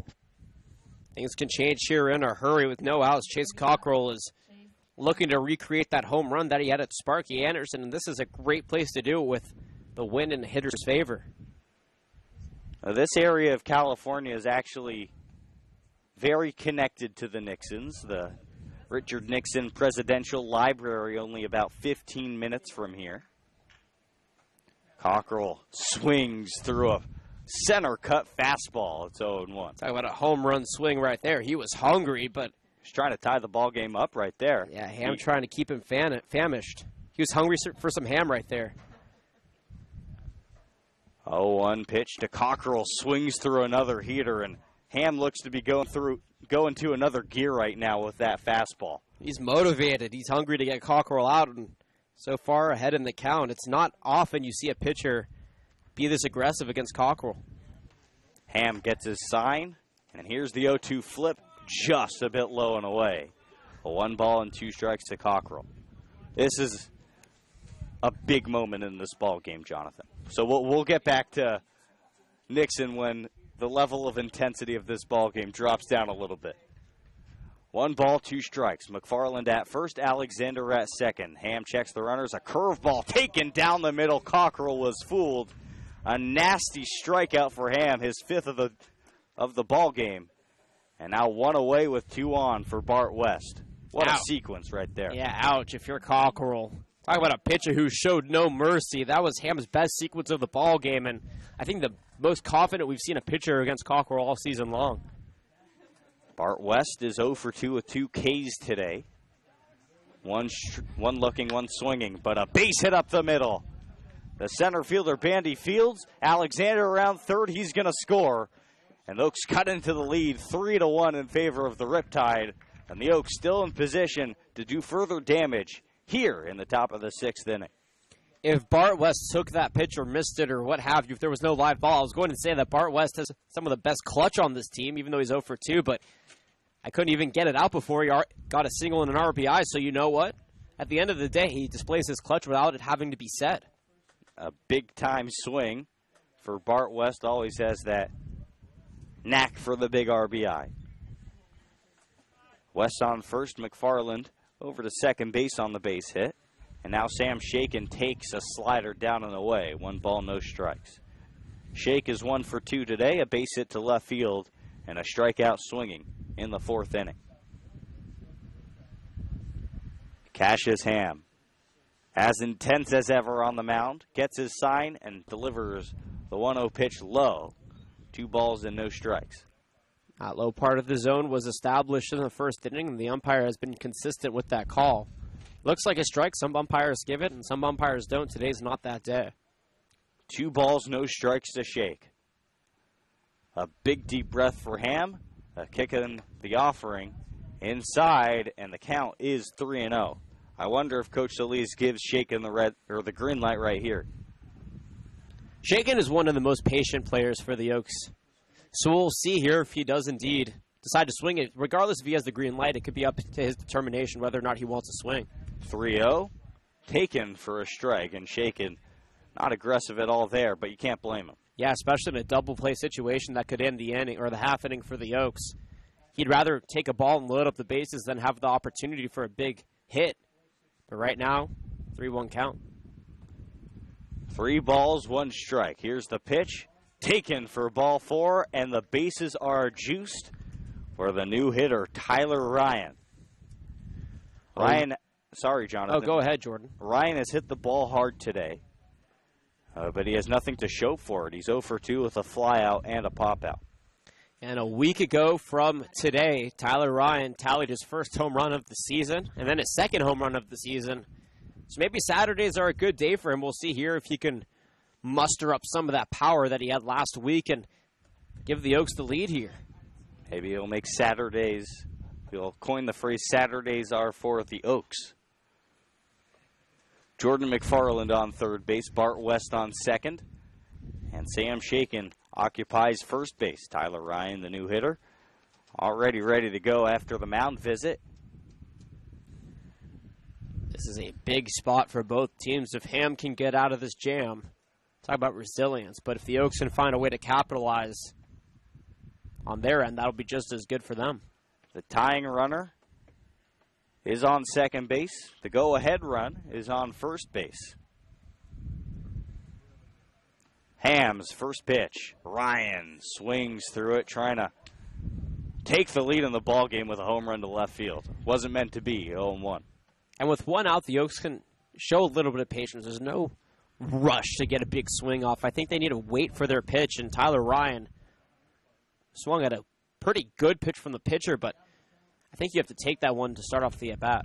Tyler Ryan, 2 big home runs this past week, but quickly down 0-2, 2 straight sliders, 2 straight big swings and misses. And Ryan is no stranger to the big RBI. Going back to the SoCal Catch game, the resumed game, Tyler Ryan with the big home run in extras to give the Oaks that W. 0-2 to Ryan. Fastball high. Taken 1-2. Michael Spears on deck, followed by Bryce Vitt. If the inning goes that long, the Oaks certainly hope it does. 1 ball, 2 strikes. Ham gets his sign, and here's the 1-2 toss. Curveball taken inside for a ball. We were all in the entire press box. We all thought that was strike 3, but the Oaks will take it. That ball just a bit inside. Everybody at a baseball game is the umpire, but the only umpire that matters is the one behind home plate. 2-2. Ham to Ryan, the pitch. Slider. This time Ryan gets a piece of it. And he stays alive, 2-2. And that was the same exact slider, low and away, that we saw the first 2 pitches of the at-bat where Tyler Ryan missed. Right there, he actually extended his arms out and bent his knees a little bit more to be able to at least make contact. That was a really good adjustment on his part. 2 balls, 2 strikes. Bases loaded. Here's the toss. Another curveball, this time called strike 3. Tyler Ryan can't believe it. And 2 outs in the inning. There's no way, at least in my mind, that curveball is a strike, and the other one that was called a ball was a ball. Well, our statistician extraordinaire, Jacob Plack, who's been charting all these pitches for scouting purposes and for Caneo Oak purposes, just told me that one was further inside than the one that was actually called a ball. Spears swings at the first pitch, a ground ball over to Soika at third, over to second base to Curry, and the Oaks strand 3 runners in the inning. But they do get a run on 3 hits, no errors, and as I mentioned, the bases are left loaded. 3-1, the Oaks cut into the lead a bit. We're to the bottom of the 6th inning here on the Oaks Baseball Broadcasting Network. 5.5. Conejo.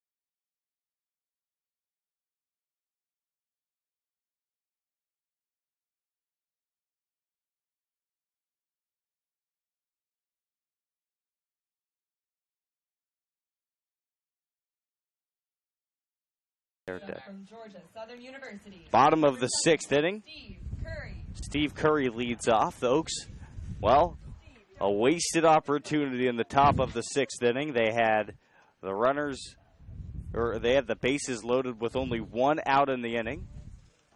They struck out and they grounded out to end the threat.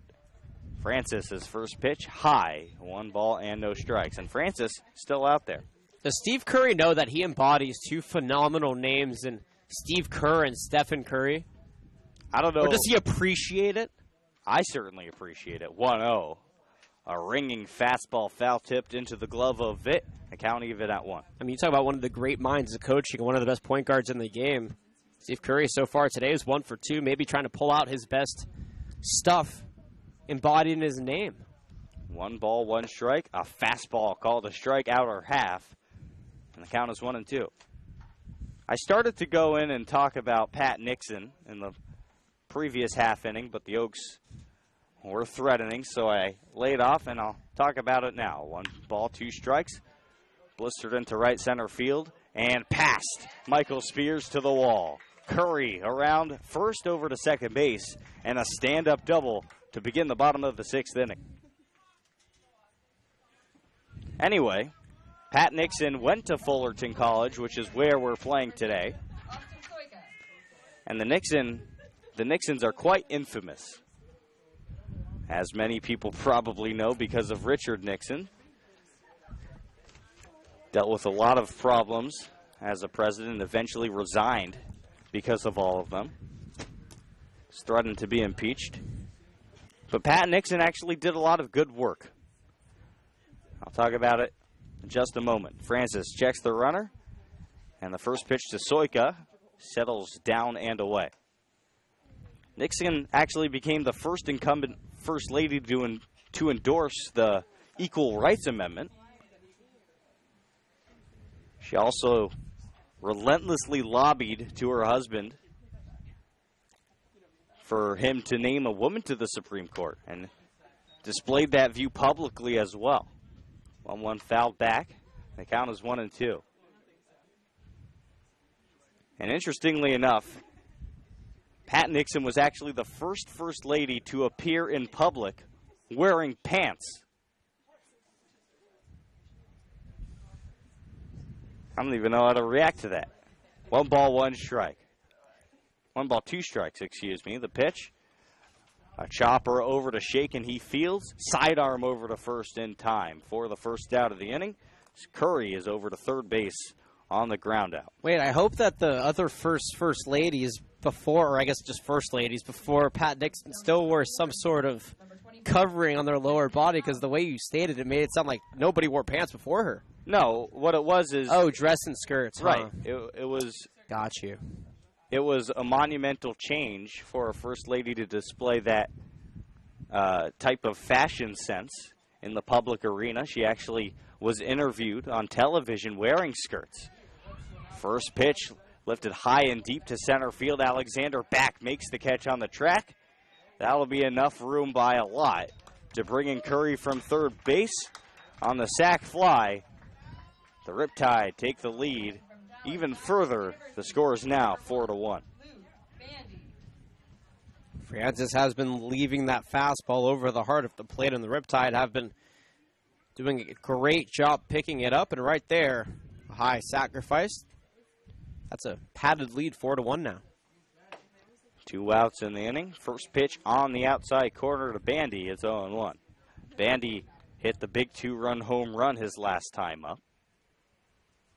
And talking about the Nixons, Richard Nixon, Pat's husband, as the 1 pitch settles down on the way. Richard Nixon was actually very involved in the game of baseball. Throughout numerous first pitches, was a relentless sports and baseball fan. 1-1 pitch, high sky or right field. Spears back to the track, makes the catch for the final out here in the 6th inning.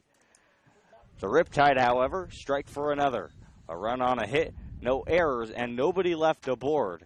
They extend their lead to 4-1. We're on to the 7th inning. You're watching Oaks Baseball on the Oaks Baseball Broadcasting Network.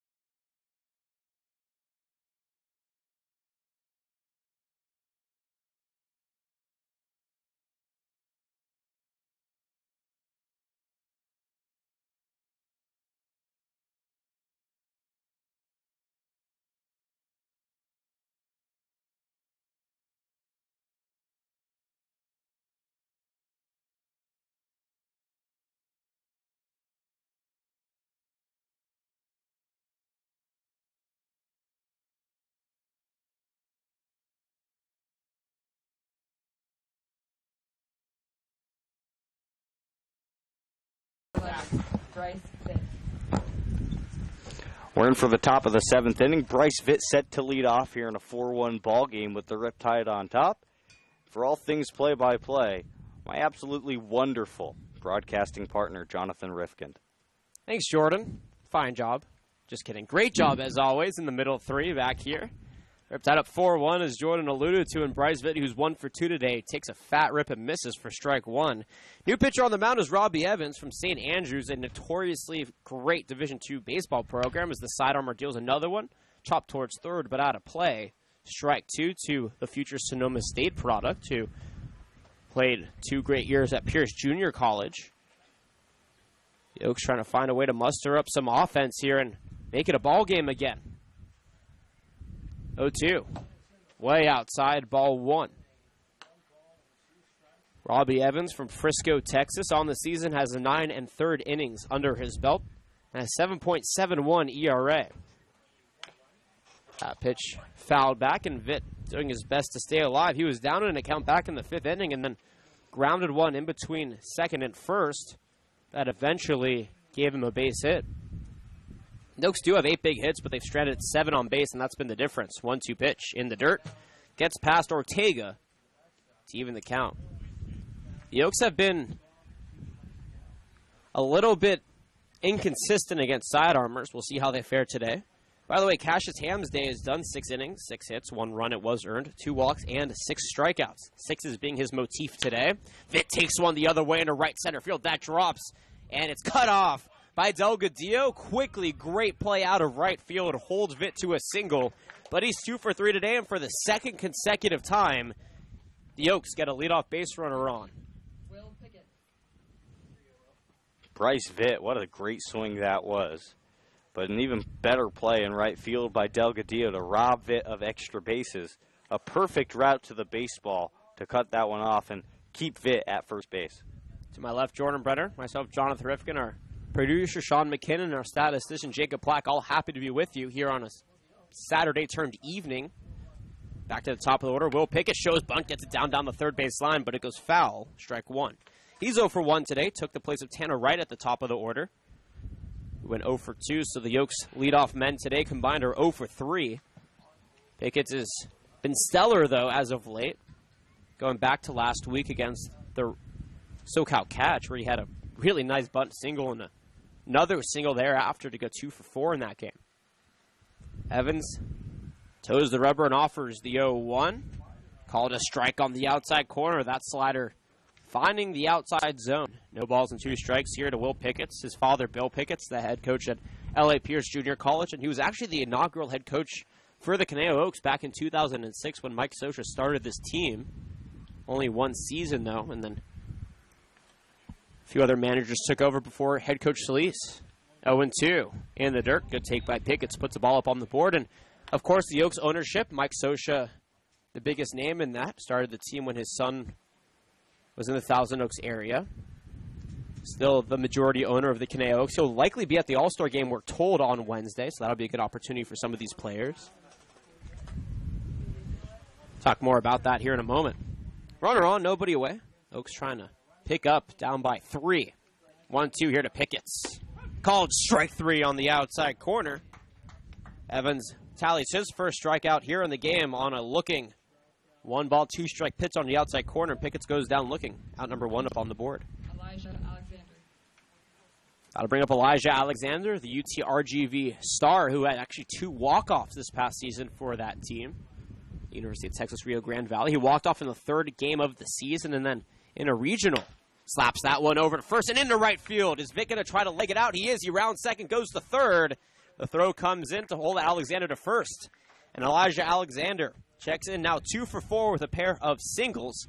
And the Oaks have the tying run coming to the plate with runners at the corners and the dangerous bat of Jordan McFarland.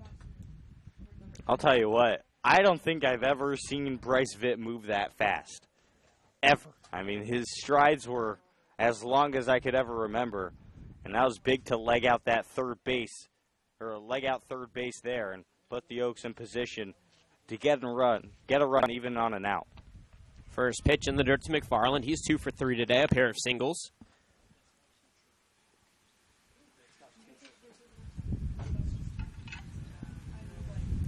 A couple more shout-outs. Sean Meadow once again. Shout-out to you. Runner goes, pitches low, the throw, and Alexander's safe. Vitt stays at third. I'm not exactly sure why that was such a tongue twister, but on the season now for the speedy Elijah Alexander, 6 for 9 in stolen bases, and the baseball census has clocked him as the fastest player from home to first, in the CCL. 1-1 pitch, a beautiful slider, swung on a miss for strike 2, but more shout-outs. Vern Merrill, of course, former Oaks GM, the Simonsgard family, Appleby family, the Shaken family, John and Bill Shaken. We appreciate all of you making us a part of your Saturday plans, no matter how or where you're watching. 1-ball, 2 strikes here to McFarland. Big swing and miss on the same exact slider. Strike 3. Now 2 outs and 2 on. It's gone hit, strikeout, hit, strikeout. 2 strikeouts on the game for Evans. And the Oaks are in danger of stranding a couple more in scoring position, and Chase Cocker, who's 0 for 2 in an uncharacteristic day, stepping in.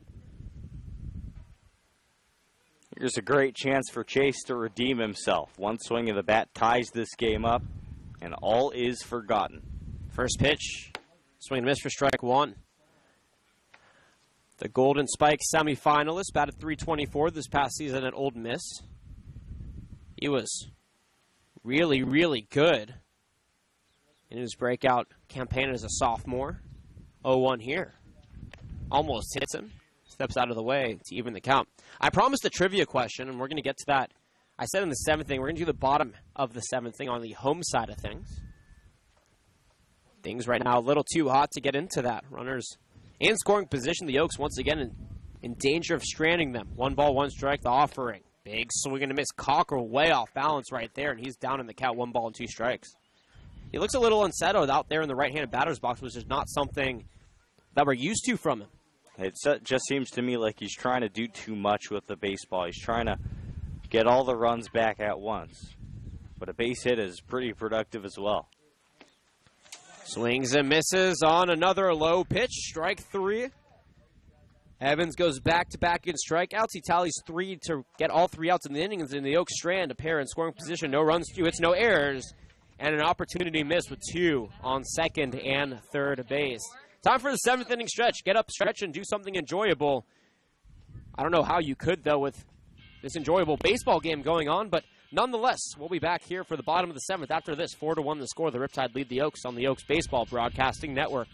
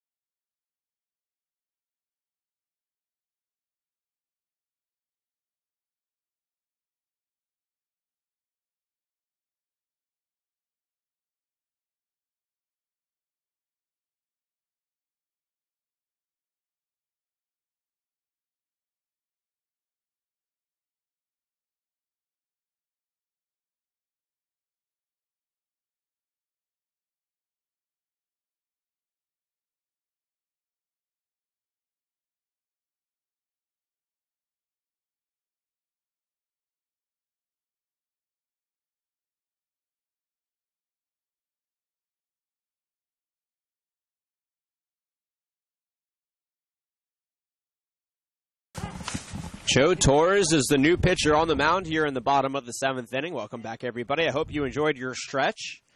No matter how you're watching or where you're watching, we appreciate you making Oaks Baseball a part of your Saturday evening plans. Torres from UC Davis relieves Dylan Francis, who went 6 innings, 5 hits, 4 runs, which is a season high or ties the season high. No walks and 3 strikeouts, which is a season low. Joe Torres, UC Davis, now in his 3rd season with the Conejo Oaks. He went to Glendale City College for 2 years before heading over to the Aggies baseball team. Faces Thomas Delgadillo, who was 1 for 2 today, to lead things off. The side armor steps off, though, penning the first pitch. On the season for Joe Torres, 9th appearance, 4.2 ERA in 15 straight innings. 12 strikeouts, 7 walks. First pitch, 1 hopper over to third. Cockrell fields it over to first, but it's not in time, and Delgadillo beats out a slow hopper. Infield single puts a leadoff runner on to begin the home half of the 7th inning. Cockrell, not a normal third baseman, playing in part because of Brandon Lewis's absence.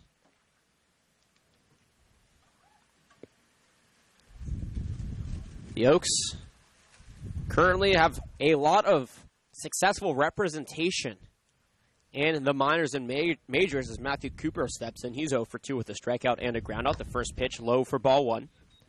Former Oak Scott Heineman was actually selected to play in last week's AAA All-Star game. He went 1 for 1 with a run scored and a walk. Currently playing for the Texas Rangers Round Rock Express. He's hitting .305 with 9 home runs and 47 RBIs in 78 games. Also former Oak player Eubank, as the runner goes to throw, is in time. Vitt to Will Pickett's, and they gun out Delgadillo for out number 1. That has to make Torres feel good. Going back to Luke Eubank, though, now with 2 balls up on the board and 1 out. Out in Cleveland, he's pitching for the Columbus Clippers in AAA. He's 3-1 on the season with a 2.63 ERA and 2 saves in 19 games. Went to Newberry Park High School, and talk about a guy who They're looking to get called up here. 2-0 pitch chopped over to second. Pickett's on the second hop. Deals it to West at first for out number one. Actually, out number 2 now. Forgot about the caught. Still on base. But it's 2 quick outs up on the board. The Oaks trailing by 3. And how about Ryan Healy with the Mariners? I have a story about him, obviously. He's been a big name in the majors right now. And back in his Oaks days, out at Cal Lutheran, he actually left his mark on head coach Dave Solis. He hit a ball during batting practice that went through the screens as Jake Ortega steps in and hit Solis right on the leg. He still has a dent there from Ryan Healy. That was a strike at the knees. Ortega's 0 for 2. Of course, former Oak Chad Spanberger, who was drafted last year in the 6th round, was named the prospect of the week last week. He's chasing a triple crown in a Class A ball. That one, a grounder over to short. Shaken deals it over to West, out number 3. More in the Oaks in the minors and major leagues after the break. No runs, 1 hit, no errors, and nobody left on base. 7 have come and gone, but the score has not changed since the 6th inning. 4-1. The Riptide remain in the league, The Oaks have West, Shaken, and Ryan due up when we come back in the top of the 8th inning on the Oaks Baseball Broadcasting Network.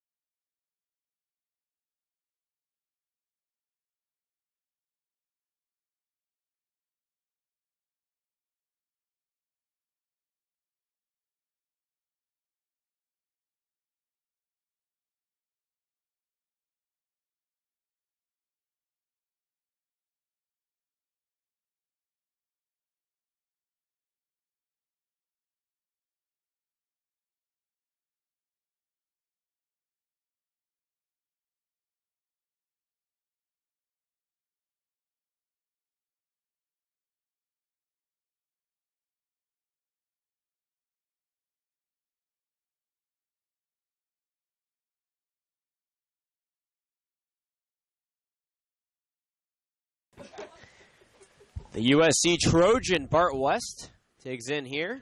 He was 0 for 2 with a pair of strikeouts up until the 6th inning when he knocked in the Oaks lone base run, or the Oaks lone run of the game, I should say, on an RBI single that drove in Elijah Alexander. Takes the first pitch at the knees for strike 1. Robbie Evans back on the mound for his 2nd inning of work. Talking about Oaks in the minors. In the top half, or the bottom of the 7th, as that one is skied to right center field. Beautiful grab by Delgadillo. Saves a base knock there from West. He was on the move, and Delgadillo had to crouch low, but made a beautiful catch for out number 1. Some other Oaks players in the minors playing pretty well. Jack Kruger, who was actually an Oregon Duck originally, and then transferred to Orange Coach College and finished up his college career at Mississippi State, batting .286 in 18 games. Zach Gibbons, a former Oak, batting .250. Nick Lavulo, batting .205 for the Portland Sea Dogs. That one fouled off by Shaken for strike 1. He's 1 for 2 today, a single, a strikeout, and a walk. And how about Travis Radke? He's 1 for 4 in his record, but he has a 2.12 ERA for the Fort Wayne Tin Caps, the Padres' high A team. Ball bounces in the dirt, team in the count. How do you have a 1-4 record and have a 2.12 ERA? If you're any Giants pitcher, you could have a low ERA but still have a bunch of losses because they lose just such close games. 1-1 pitch, up and in. That's been pretty prevalent in Major League Baseball as of late. Pitchers who have been pitching really well in terms of ERA but still have bad records. Reminds Jeff Samardzija when he was on the Cubs. 2-1, slapped backwards to even the count. Or Rick Porcello currently. Porcello has 5 losses, but his ERA is sub 3. It's pretty crazy to think that you could be a pitcher who's sub 500 and have one of the best ERAs in the league.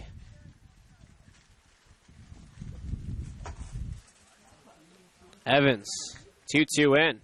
Shaken slaps that one in the shallow left field. Will it drop? It does. And Sam Shaken records his second base knock of the day, and the Oaks get a one-out single.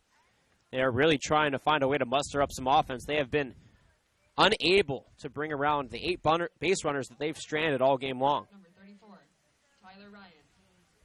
Now Tyler Ryan stepping in. He's due for a hit. He's 0 for 3 today.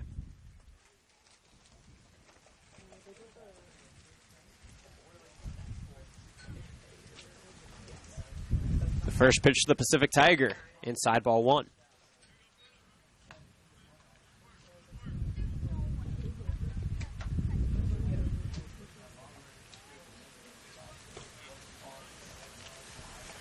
Our trivia question of the day, as I promised, is the 1-0 pitch is slapped back into the glove of Ortega. Quite literally, Tyler Ryan just swung out of his shoes. 1 ball, 1 strike, 1 on, 1 away. Our trivia question of the day is, who has the worst managerial record as a team owner? Not many owners have been managers as well as owners of team, but it has happened a couple of times. That is our trivia question. 1-1 pitch, bounces in the dirt, 2-1 the count. Once again, our trivia question, who has the worst managerial record by a team owner in Major League Baseball history? Give us your answer on the Oaks YouTube live chat page, and if you're correct, we'll be handing out our raffle ticket as the prize. If there are multiple correct answers, we'll choose one at random. 2-1 pitch as one hopper back to the mound. The throw beats Ryan by a step, but Shaken advances the second. 2 outs, runner on second. Robbie Evans able to gun out Ryan on a very close play to first. You have a guess here? Who owns the Padres? Michael Spears. That's a good question. I don't know. I really don't know owners very well. Ron Fowler owns the Padres. I believe he's the chairman of a real estate firm. But maybe are we doing percentage-wise or the most losses? It's the worst record. As the first Percentage? pitch runs inside the Spears. No, it's more like wins and losses. Well, how do you compare? Wouldn't it be percentage? The fewest amount of wins by an owner who has ever managed a baseball team in his life. Fewest amount of wins? Yes. So that's and easy. lost. Who's the newest owner? Nope, it's not. It's not that easy So it because has to be percentage. no, but it's owners who have also been managers while they own the team. That's not common anymore, but it has happened. I see. Ball is upstairs. Ball 2 here to Spears on the day. Michael Spears 0 for 3, a strikeout and 2 groundouts. So I'm sorry if I wasn't clear. It's managers who were also owners of the team. It has happened a handful of times in Major League Baseball. Not very common, but it has happened. 2-0 pitch, runs up and in. 3 balls and no strikes here to Spears. 2 away, runner in scoring position. 4-1 the score. The Oaks out hitting the Riptide, but the Riptide showing off the resilience, knocking in more base runners to accumulate the score. 3-0 pitch, Evans deals. Outside ball 4, Spears is on, and the Oaks once again have the tying run at the plate with 2 runners on. This time in Bryce Vitt on the day, 2 for 3 with a pair of singles. This is the guy you want to have at the plate right now if you're the Oaks. Bryce Vitt has hit the ball harder than anybody on the Oaks today, especially that line shot he hit down in right field his last time up. The Oaks, they needed a big home run by their catcher last time. Well, they need one again here today. Jacob Plack, our statistician, guessed John McGraw, the former New York Giants manager. First pitch in the dirt. No throw as Ortega could not recover that ball in the Oaks. But Shaken at third and Spears at second. The double steal works here. And now, once again, the Oaks with 2 outs have runners in scoring position. It seems like we've been in this place time and time again. Back in the last inning, the Oaks stranded runners in scoring position. And in the 6th inning, the Oaks stranded the bases loaded. In fact, the Oaks have stranded at least 1 base runner in all but the 3rd and 4th innings of this game. The Achilles heel throughout the month of June for this team was leaving runners on base. And so far, it hasn't been as prevalent in the month of July. But today, that has been the difference in the ballgame. 1 ball, no strikes, the offering. Slider in there to even the count. It's actually very funny, this answer to our trivia question, because this Guy is still a prominent name in the world of sports. 1-1 pitch runs outside, 2 balls and a strike. So I'm not going to say it's recent, but regardless of the era that this happened, this is a name that many people still know. We'll give a hint. National League. 2-1 pitch, opposite way. Does it have enough for Vitt? A diving catch by Delgadillo. Does he have it? He does.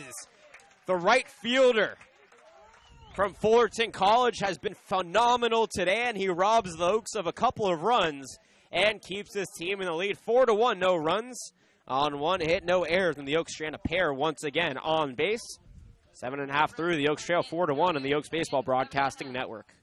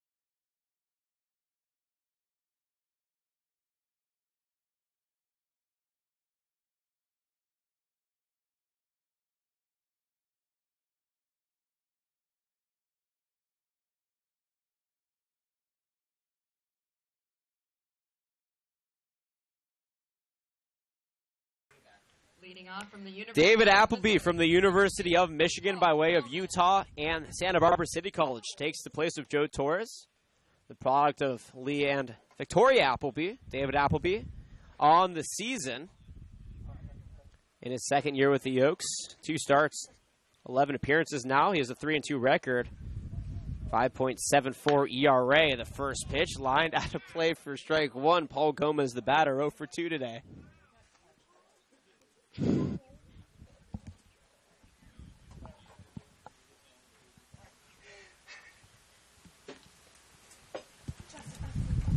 Appleby offers the 0-1 in the dirt. Half-hearted swing. Did he go around? The appeal says no.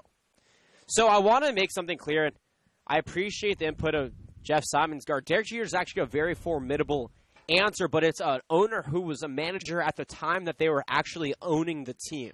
Derek Jeter, who owns a share of the Miami Marlins, has not yet managed a team for them, as that one is slapped in the right center field. And the number 9 hitter, Paul Gomez, on first base. Second time in as many innings, the Riptide get a leadoff base runner on. Now batting from the University Appleby has struggled a little bit this season, but has settled in as of late. The last couple of games, he's only gone in an inning, but has kept the damage minimal. So once again, worst managerial record by a team owner is our trivia question. We'll give you the answer in the top of the 9th inning. Back to the top of the order for Mason Hibbler. First pitch, bunt shown, pulled back. Great back pick, though, by Bryce Vitt behind the dish. Saved a base runner from advancing for ball 1. Hibbler at the top of the order, 0 for 3. The number one man on both sides has not been very good today. The Oaks are 0 for 4 in the top spot. The Riptide 0 for 3. Appleby started off his summer collegiate career up in the West Coast League. He deals the 1-0 inside ball 2. Then joined the Oaks last season for his first stint in the CCL. Played a year at Santa Barbara City College and came back this season. And he'll be a Michigan Wolverine in the fall. He did start out his baseball career at the University of Utah, however. So 3 schools in all 4 years for Mr. Appleby. 1-0 offering. Swing and a miss. Runner goes. The throw. Not in time. And Gomez takes second base. Nobody away. And now Vitt's amazing pick to save the runner from advancing is negated. 4 runs, 7 hits for the Oaks. 1 run, 4 hits. 4 runs, 7 hits for the Riptide. I'm used to the Oaks being on the bottom part of the scoreboard because of the home games. 1 run, 4 hits for the Oaks. No errors on either side. It's been a cleanly fielded ball game. It actually says 9 hits. It looks like 4 hits, but 1 run, 9 hits for the Oaks.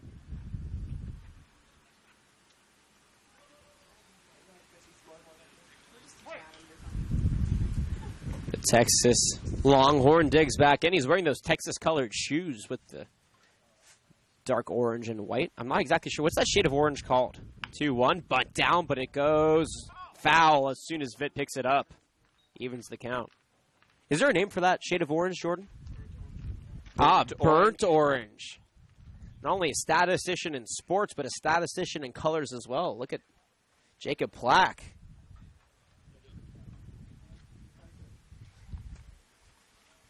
Two balls and 2 strikes here to the man wearing burnt orange socks and white shoes with a burnt orange Nike swoosh and the Longhorn logo on the heels. Runner on second, Appleby, with no out top on the board, checks him. That's Paul Gomez, who stole a base.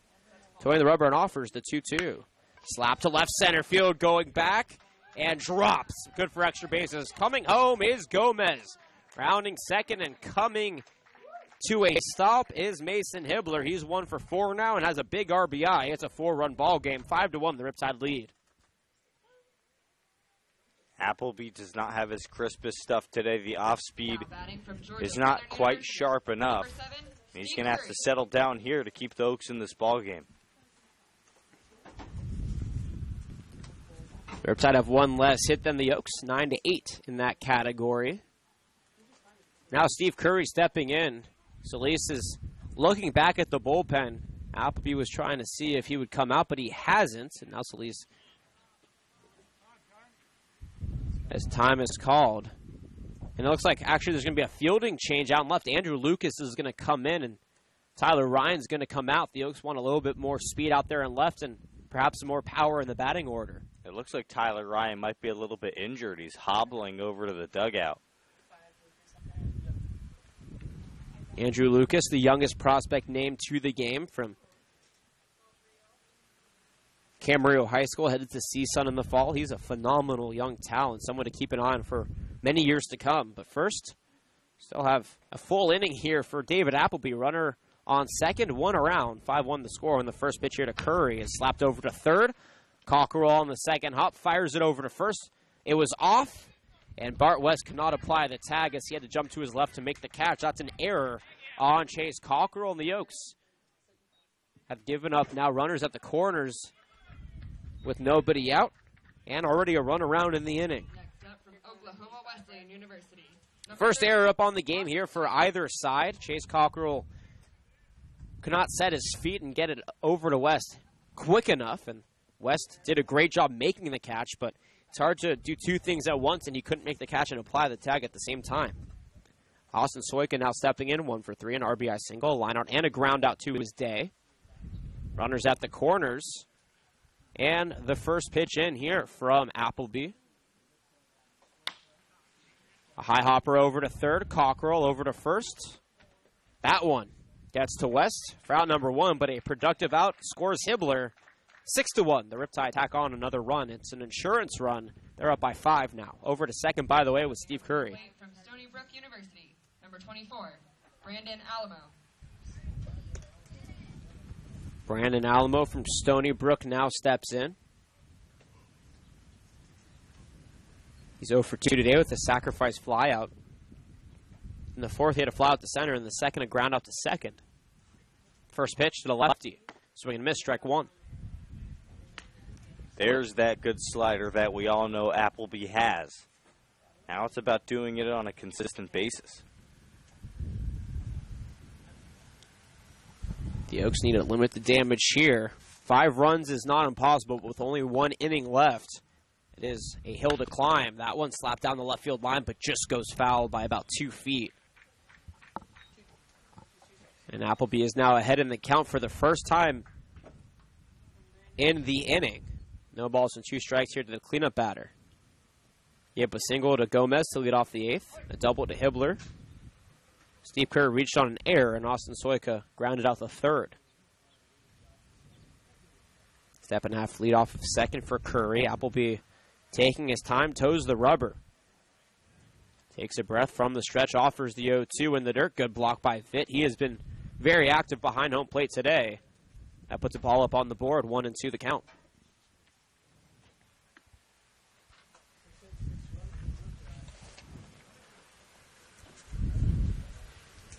July 14th, we've talked about how today signifies Bastille Day for our French brethren, and it's also National Mac and Cheese Day, which I still can't get over. Appleby checks the runner, offers the 1-2. That one hits the foot, the right foot of Alamo, and he'll take first base, and that is a rough pitch to have to deal with if you're a pitcher after being ahead in the count 0-2. If you're the Riptide, you're taking a sigh of relief. That puts runners on first and second with only 1 out. But now a double play situation, so it may all work out for the best if Luke Bandy can hit one to the middle infield.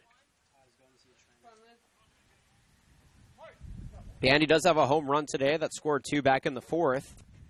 Other than that, he's had a ground out and a fly out. He's 1 for 3. But today also signifies an important day in baseball history. So the first pitch comes in, slapped over to third. Over to second for 1. The relay to first is not in time, and that'll be a 5-4 fielder's choice. And runners at the corners now with 2 outs for the Riptide. Cockle just a little bit too slow coming up with that. Over to third is Curry, standing on first is Bandy. But in the realm of baseball today, in 1946, Ted Williams had that big 3-homer game that drove in 8 runs that gave the Red Sox an 11-10 win over the Indians. That was the first game of a doubleheader.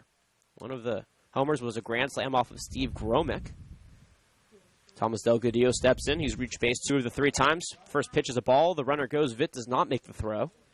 And Alamo's on second base with a stolen base. Second and third now. Williams also hit a single and scored 4 times in that game. And talk about player managers. Cleveland player manager Lou Boudreau tied a major league record with extra base hits in that contest with 4 doubles and a homer. Yet the Red Sox still won and also completed sweep 6-4 in the second game of the doubleheader. That pitch bounces in the dirt, 2-0 the count. He also deployed what became famously known as the Boudreau shift by moving his fielders to the right side of the diamond with only the left fielder on the left side, and that has obviously become a lot more common in the modern era of baseball.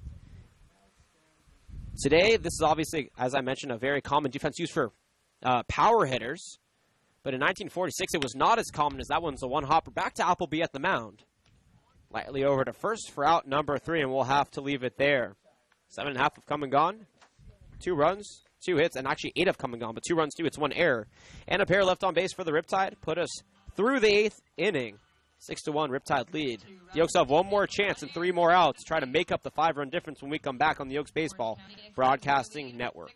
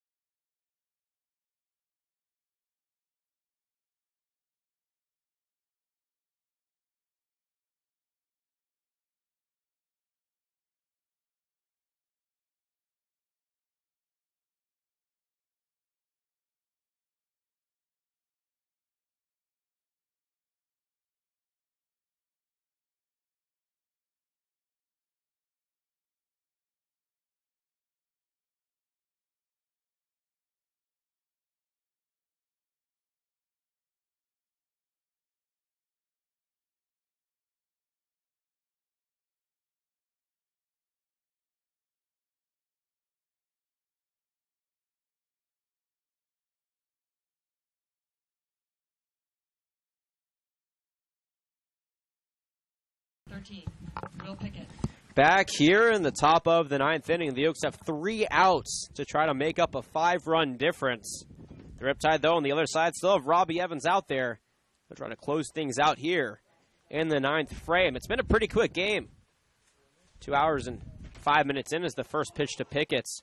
Almost hits the iPad, actually knocked it a little bit. So instead of the 4 times, the first time we were here, this is the first time it comes into the 9th inning. Baseball 1, iPad 0 so far. Will Pickett's on the day, 0 for 2. Ground out and a strikeout, the first for Evans when he came in back in the 7th inning. Takes that one low and away. Ball 1, strike 1 up on the board here to Will Pickett's.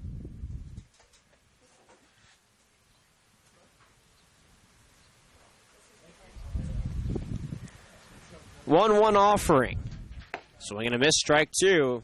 Pickett's trying to fend off, and he's been pretty good at fighting off tough pitches. We'll see here what Evans does and what Pickett's can do. It's actually 2-1. It says 1 and 2 up on the board. My mistake. So he actually does have a strike to play with.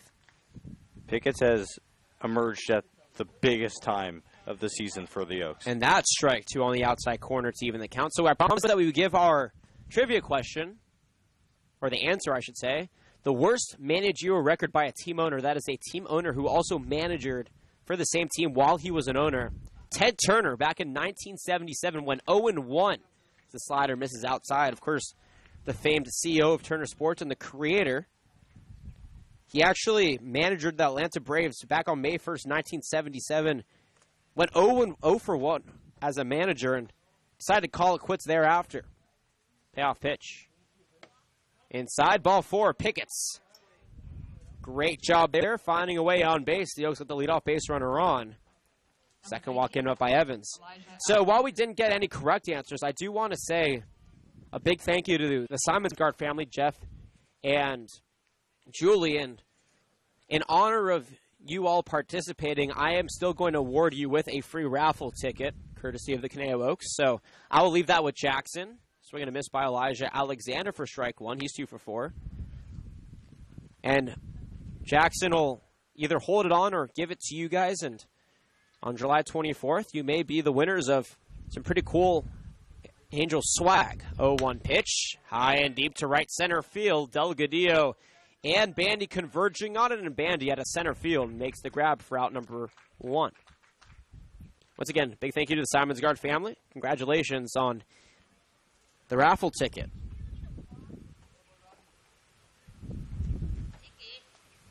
Haven't seen Jackson since Tuesday. We had some very nice curveball action in that game against the Foresters. And we have a pinch hitter in Jordan McFarland's spot. McFarland went 2 for 4. And now Bailey Holbrook from Union University and Moore Park College steps in here, sporting that signature blue armband. And he was hitting very well during warm-ups today. We'll see here if that translates with 1 out and 1 on in a 6-1 ball game. I was just about to say, Jonathan, he was hitting lasers. First pitch is taken on the outside corner for strike 1. Used in limited action this season, Bailey Holbrook is batting .121. 11 strikeouts and 1 walk in 34 plate appearances and 33 at-bats. 0-1 pitch, fouled back right at us. Now he's behind the count 0-2. But you talk about a guy who shows a lot of resilience and a positive attitude. Bailey Holbrook's your guy. A switch hitter batting from the left side. And we asked him, do you prefer either side? He said, no, I just have more opportunities than a left-handed hitter. 0-2. In the dirt, ball 1. He does have a home run on the season. He can recreate that magic here. That would really help the Oaks' case, though. 5 runs is still a hill to climb, especially with only 2 outs remaining here in the game. Potential 2 outs, I should say. The 1-2 in. Swing and a miss, strike 3. Third strikeout on the day for Evans. Holbrook goes down swinging. That puts 2 outs up on the board. Now the Oaks will have Michael Tillman from Cal State, Los Angeles, as the pinch hitter. In place of Chase Cockrell, who went 0 for 3 with 2 strikeouts, and the last breath of hope here for the Oaks in the top of the 9th inning.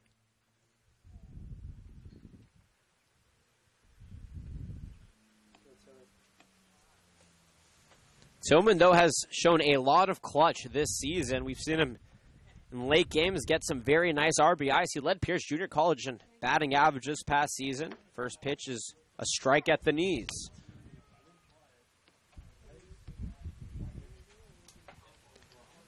Tillman on the season, though, a little bit less of a batting average than what he had at Pierce. Swings and misses, strike 2. 203 batting average, 19 strikeouts, 7 RBIs, no home runs.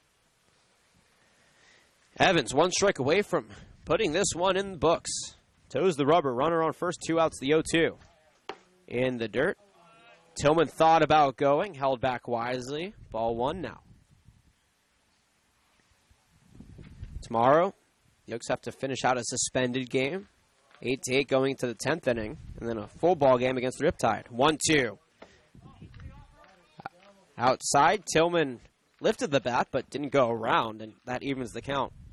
2's across the board now. 2 balls, 2 strikes, and 2 away. Runner on first. The Oaks at least trying to extend this game, even if they can't come back. Here comes the 2-2. And the dirt, ball 3, and Tillman, who was down to 0-2, has done a great job working his way back to a full count. Love the fight, even when you're down 6-1, to be able to grind out at bats like this. It's very respectable. Payoff pitch. Runner goes inside, ball 4. And Tillman draws a pinch walk here with 2 outs. But Pickett's at second, Tillman at first. The Pierce Junior College teammates get it done here. And now Bart West stepping in. 1 for 4 today. Fly out, 2 strikeouts, and an RBI single. No matter what happens, it's been a fun day of baseball, a beautiful day of baseball. We were missing not thanking our colleagues on the Orange County side of things for doing such a great job accommodating us. Ball 1 on the inside corner. It's our second and final time here at Fullerton College, and we have to say we probably, as far as, you know, enjoyment goes, as that pitch misses inside. And in a press box environment, this is our favorite place to come and hang out. 2-0 the count here. But I'm sure we'll see the Riptide again, probably in the playoffs. These two teams match up. Right on the money, Jonathan. 2-0 offering, slapped out of play. Beautiful bare hand, though, by Shakin waiting on deck. And you talk about his fielding skills, he can do it even from the on-deck circle. 2 balls and a strike here to the USC Trojan. Runners on first and second. Evans trying to put this one away. 2-1, runs inside, 3-1. And it hasn't been easy. Bart West ahead in the count, 3-1. Evans had Tillman down 0-2 and then walked him on 4 straight pitches thereafter. Pickett's also walked to begin the inning for the Oaks. 3-1. Taken outside, ball 4. And somehow, some way, this game goes on. West at first. Tillman at second. And Pickett's at third. Bases all juiced up. And Sam Shakin stepping in now. But first, the meeting on the mound. And how big do those insurance runs in the bottom of the 8th inning look now? I mean, if Appleby gets through that inning unscathed, and the score is 4-1, the Oaks have the go-ahead runner at the plate right now.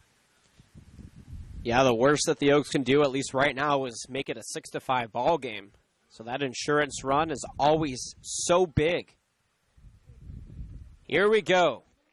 On the day for Sam Shakin, he's reached base 3 times. He's 2 for 3, a walk, a pair of singles, and a strikeout. And he needs to muster up a big at-bat here to keep the Oaks in this game. Here comes the first pitch. Slapped at over to short, fielded by Gomez over to second, and this ball game is over. No runs, no hits, no errors. The Oaks leave 3 on base. The final line for you. 1 run, 9 hits, and 1 error for the Oaks. They strand a total of 11 on base. That's a July high for them. 6 runs, 8 hits, and no errors for the Riptide. They only strand 3 runners on base all season long, but they take the victory. Winning pitcher goes to Cassius Ham. He's 1 for 1 now on the season. Dylan Francis picks up his first loss. He's 3-1 on the season. No save situation. And Jordan Brenner, the Riptide, scored first in this ball game in the 4th inning. They put up 3 big runs. And at the end of the day, the Oaks, who had 2 innings where they left the bases loaded and 4 innings where they left bases or runners, in scoring position, they could not convert, which has been very uncharacteristic for the team as of late. Yeah, the story of the game was the 14 runners stranded on base for the Oaks. That's not going to cut it in a CCL matchup against a really good Riptide team. Ultimately, Coach Solis might be right. 2 days off in a row, not in the best interest of this squad, but lucky enough for the Oaks, they're going to have a chance to rebound tomorrow. 2 big games. You're going to see 2 results against the Riptide that could end up having incredible meaning going forward in the CCL playoff race. How about this? 2 hours and 16 minutes was your game time. That is the second shortest that this Oaks team has played this season long, but they drop it. The Oaks now 17-12 overall, 11-10 in the CCL. They're full game back of the Riptide and the Prune Packers for the second spot in the CCL.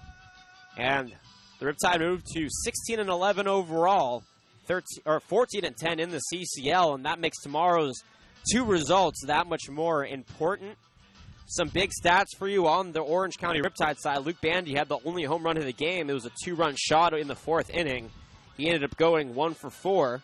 Thomas Delgadillo went 2 for 3 in a stellar 6-hit spot. And Paul Gomez went 1 for 3. His run in the 8th inning ended up being the difference, or at least an insurance run had the Oaks put up some runs in the 9th. The Oaks on the other side had Bryce Vitt, who went 2 for 4. Elijah Alexander went 2 for 5. Jordan McFarland, who went 2 for 4. And a 0 for day for Chase Cockrell. He's been struggling. He went 0 for 3. Well, we're going to leave it there for everybody who made this broadcast possible. A big thank you to our Orange County Riptide colleagues and our entire Oak staff, our statistician Jacob Plack, our producer on hand, Sean McKinnon, and my broadcasting partner in crime, Jordan Brenner. My name is Jonathan Rifkin, signing off. Tomorrow we have 2 results, 1 full game and a game to be played out. First pitch is at 11 o'clock. In an 8-8 ball game going to the 10th inning. We'll be live at 10:45 for the pregame show. The second game is either at noon or 30 minutes after the first result concludes. But until then, we're going to sign off. Once again, the Oaks lose tonight 6-1. Please enjoy the rest of your Saturday, and we'll see you for some Sunday brunch baseball tomorrow at Sparky Anderson Field on the Oaks Baseball Broadcasting Network. Until then, enjoy the rest of your evening.